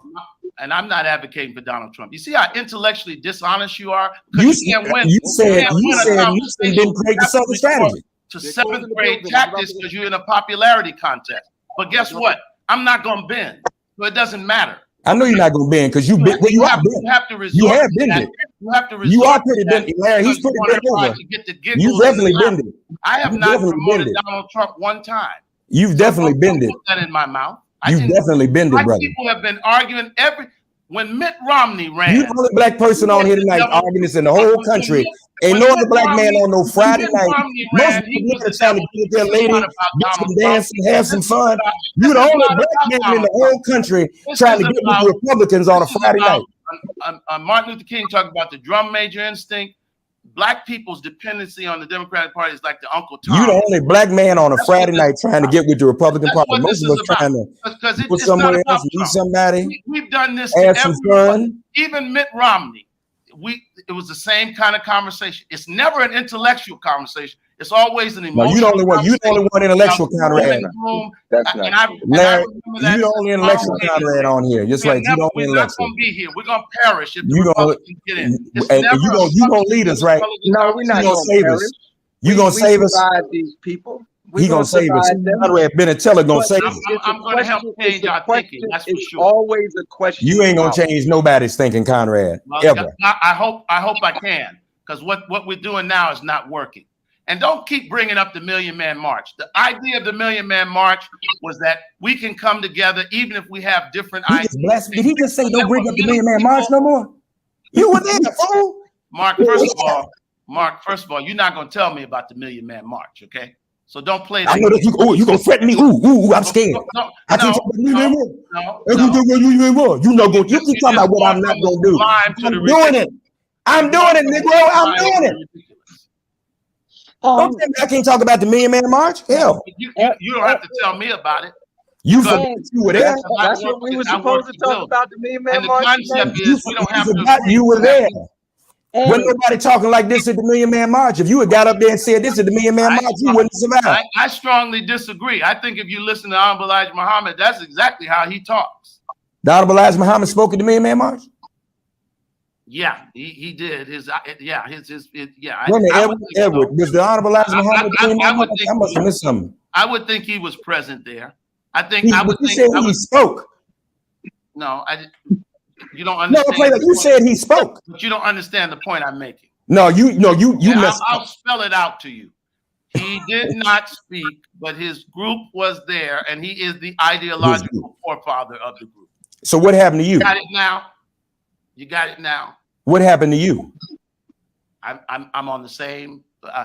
I'm on the same idea that black people need to do for self. They cannot lose their mind over white Democrats or Republicans. It has to be transactional. That's the first time you said do for self. It has to be transactional. All night you said we need to sit down with the Republicans. Yeah, because we don't talk to them. This has been ridiculous. We got 99% in one party. They don't talk to us. They don't talk to us. Greater balance. They don't talk to us. They don't talk to us because they don't talk to us. They don't talk to us because people who do talk to them, like Kanye West, Jim Brown, Michael Steele, at some point they're gonna be Uncle Toms to you. Oh, so you would have worn a White Lives Matter shirt too, then? No, I wouldn't want a Black Lives Matter t-shirt either, because I've been preaching that for 30 years before the criminal. But you just defended Kanye, didn't you? Criminal organization of people just like you that think more like white liberals. You said I'm a criminal. What I'm saying is, don't reference Black Lives Matter to me. because those people don't know anything Those about people. black men. Now, They're pushing agendas that have nothing to do call with Black our Lives Matter. Those buying people like $1 million he ain't houses, getting renovations, Larry. people's struggle, and not Larry. even supporting the He family. called Black Lives Matter. Those Black people, Lives Matter Donna, to me, Mark. like I was he saying ain't Black black. Lives Matter before you and them. Okay. So don't run that. Don't. Stop telling me what not to do, Conrad. Just Don't run stop. that I'm not on your me. son. You can do it, but it doesn't make sense. Reverend Conrad, Mark, Conrad. I know I'm not going to be invited on here no more. But Conrad, it's 9 you just o'clock. referred to Black Lives Matter as those people. And Emmanuel, you have to give the mic back to the executive producer, Ed Riley, and founder. Ed, you're muted now. Go ahead. There you go. No. What? No. Listen, You're on mic. These brothers are both grown men. Okay, I'm sorry. Go ahead. These brothers are both grown men, and I think that they can agree to agree or agree to disagree. I'm saying it's 9 o'clock. That's what I'm saying to you. We're at the top of the hour. How are we going to close out? Well, listen. I mean, I think that it's been a real serious, healthy debate. I think that both of these brothers. Well, I should say all of us on this call know each other, but Mark, without a doubt, I think that him and Conrad have a relationship, and in some time in a relationship, you're not always going to agree with your brother, but we know that there's tremendous wisdom on this call tonight. And so all of these brothers are valuable. And I think that all of their opinions are important, and they can agree to disagree, which is what some people were saying. Just agree to disagree. They don't have to agree with each other. And Mark, you may not know this, right? And Larry, I don't even know if you know this. Hey Mark. Hey, put us all back up so we can see each other, producer. Yeah, please go ahead. Hey Mark, Conrad came on the call just to add some levity to this. He came on the call, and the same thing you was doing. Him and the mayor started arguing because the mayor said, "I ain't got to agree with you," and Conrad was like, "Well, I ain't got to agree with you." Same thing. Tonight? That happened tonight? I don't know. It didn't happen tonight. It happened one night on the call when they came on. Well, that's Conrad being Conrad. Right. And so I'm like, but what I'm saying is this wasn't always Conrad. Mark, don't try to say what I am. And brother, this is me. I didn't. You don't know. And that might be what prevents you from being a star in the party, because I know a couple other people like you. They flipped, and then they don't have no credibility. No, don't put your aspirations on me, brother. Okay, I'm fine. I'm very comfortable with who I am. So listen, we're gonna close it out, and Larry, we're gonna give you some final words. Come on, Larry. Well, I didn't know. I didn't know we were supposed to talk about the Million Man March tonight, but I didn't either. We certainly we need that spirit. It only came up because the anniversary is this Sunday, so we Right. made. Yeah, it wasn't on. I brought it up. It wasn't on the thing. And then also the founding of the Black Panthers is also this weekend. Right, So, but I see Million Man March on Mark's moniker here. Yeah, I put that up there. Oh, you put it up there. Okay. So I was trying to defibrillate Conrad, give him some electric shock therapy treatment. All right, he forgot who he was. Come back, brother. Come back. Last words, Reverend Mark. Your last words. What are you doing? You're in Akron, Ohio. What is your last words? Well, as I said before, the police have brought back to work these 8 officers involved in the killing of Jalen Walker. Shot at 90 times, 46 bullets hit him. Jalen Walker. Yeah, and I'm here to support the community to push back on that. And everybody, keep your ear to the ground, because pray for the Walker family, Pamela Walker in particular, the mom, people who've been through this. If someone took the life of one of my children in this way, I don't know. Y'all know what y'all would do with me. You would have to just literally put me somewhere.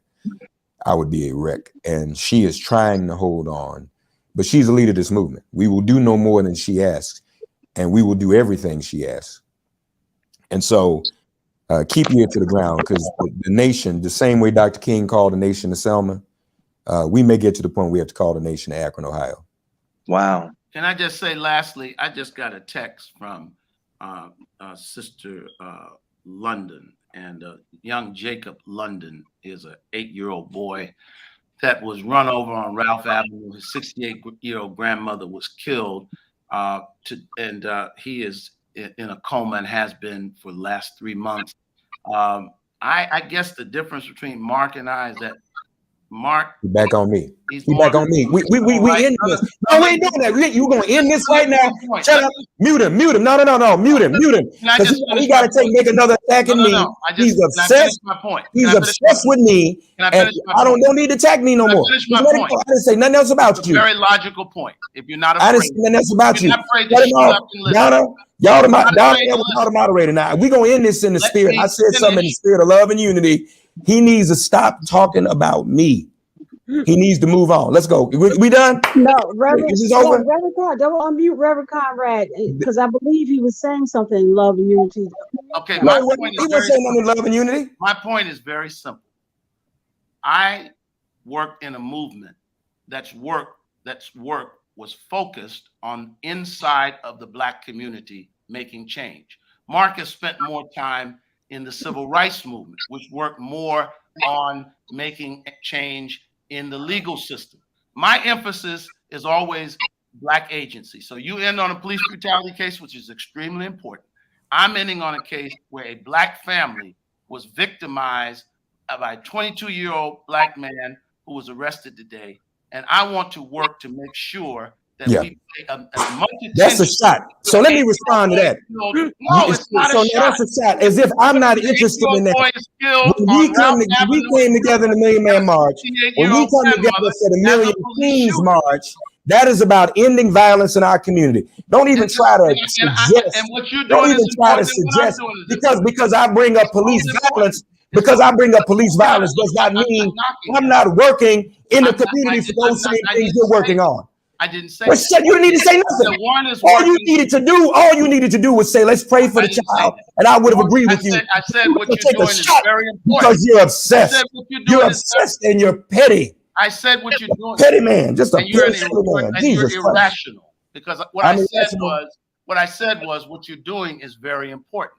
We have to fight against police brutality and systemic racism. No, but you also said this. You said that what I do is not something that is working within the Black community for the Black community. That's what you said.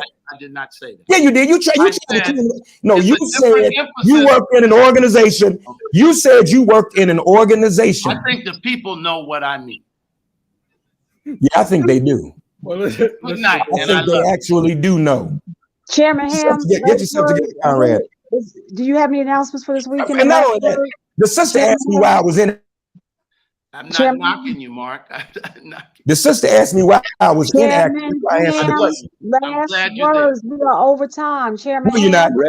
I am. Just a doggone hater and agitator. Listen.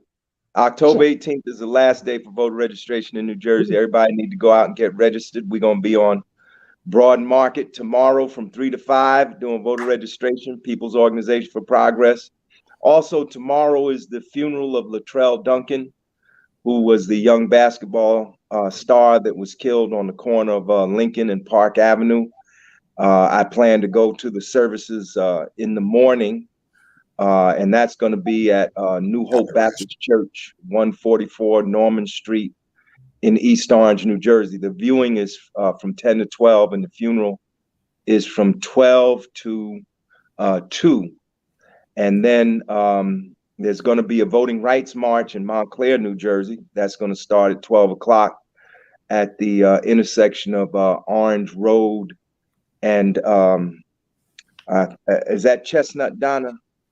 Cedar, at the intersection of Orange Road and Cedar. Okay. At 12. Okay. Right. And that's going to be the Poor People's Movement, the New Jersey chapter of the Poor People's Movement. We're going to support that. So there's a lot happening tomorrow. And then on Sunday, the Bayonne branch at NAACP is having their dinner. I'll be the guest speaker there on Sunday. I think that's at 3 p.m. So there's a lot going on this weekend. No rest for the weary. All right. And in closing, I know Joe Madison reflected on Black history, and he brought out Garrett Morgan. And I just want to encourage our community to see who Garrett Morgan is and the contributions he made to our community. And his granddaughter lives in Orange, New Jersey. Really? Garrett Morgan? Granddaughter lives in Orange, New Jersey. Yes. Wow. All right. Exactly. All right. So we're over. Look at Conrad. Look at Yeah, he had a good time tonight. His ministry is being in opposition to me. That's one of his ministries. So we want to thank all of our guests. He tonight. focuses on me more than he focuses on anything. This wasn't even about the Republican Party. He came on here to mess with me. That's what he always does. We want to thank all of our guests. We definitely want to thank Mark for coming through tonight. I know y'all not gonna let me come back on no more, but that's cool. I understand. And, Mark, you welcome anytime, my brother. Now I'm sorry to take up all this time in defense of myself. I never been called. Actually, no, Mark, seriously. Larry, I don't know if you heard Mark said that they have a referendum question about the CCRB in Akron, Ohio. Civilian oversight. Just CCRB, so overall civilian oversight. And civilian that's the deal. oversight. Yeah. And Akron. It's gonna be on the ballot. It's on the ballot, Mark. It's on the ballot. 10 is on the ballot in November, so people are out voting for it. So we want to talk about that. So we'll have you back. Well, no, I'm sure y'all don't want no Uncle Tom, White Elite, Negro, irrational man on. I understand. I'm gonna just go crawl back under my rock because I wouldn't bother nobody tonight. I wouldn't bother nobody. I come on here and then I didn't. If y'all told me Conrad was gonna come on with me, y'all lied to me. No, but let me tell you what they lied to me. They told me my brother Larry Hamm was coming on. They didn't tell me Conrad was coming on to run me down. And they said I was set up. I've been set up. What you say? You've been had. You've been hoodwinked. I've been set up. They didn't tell me.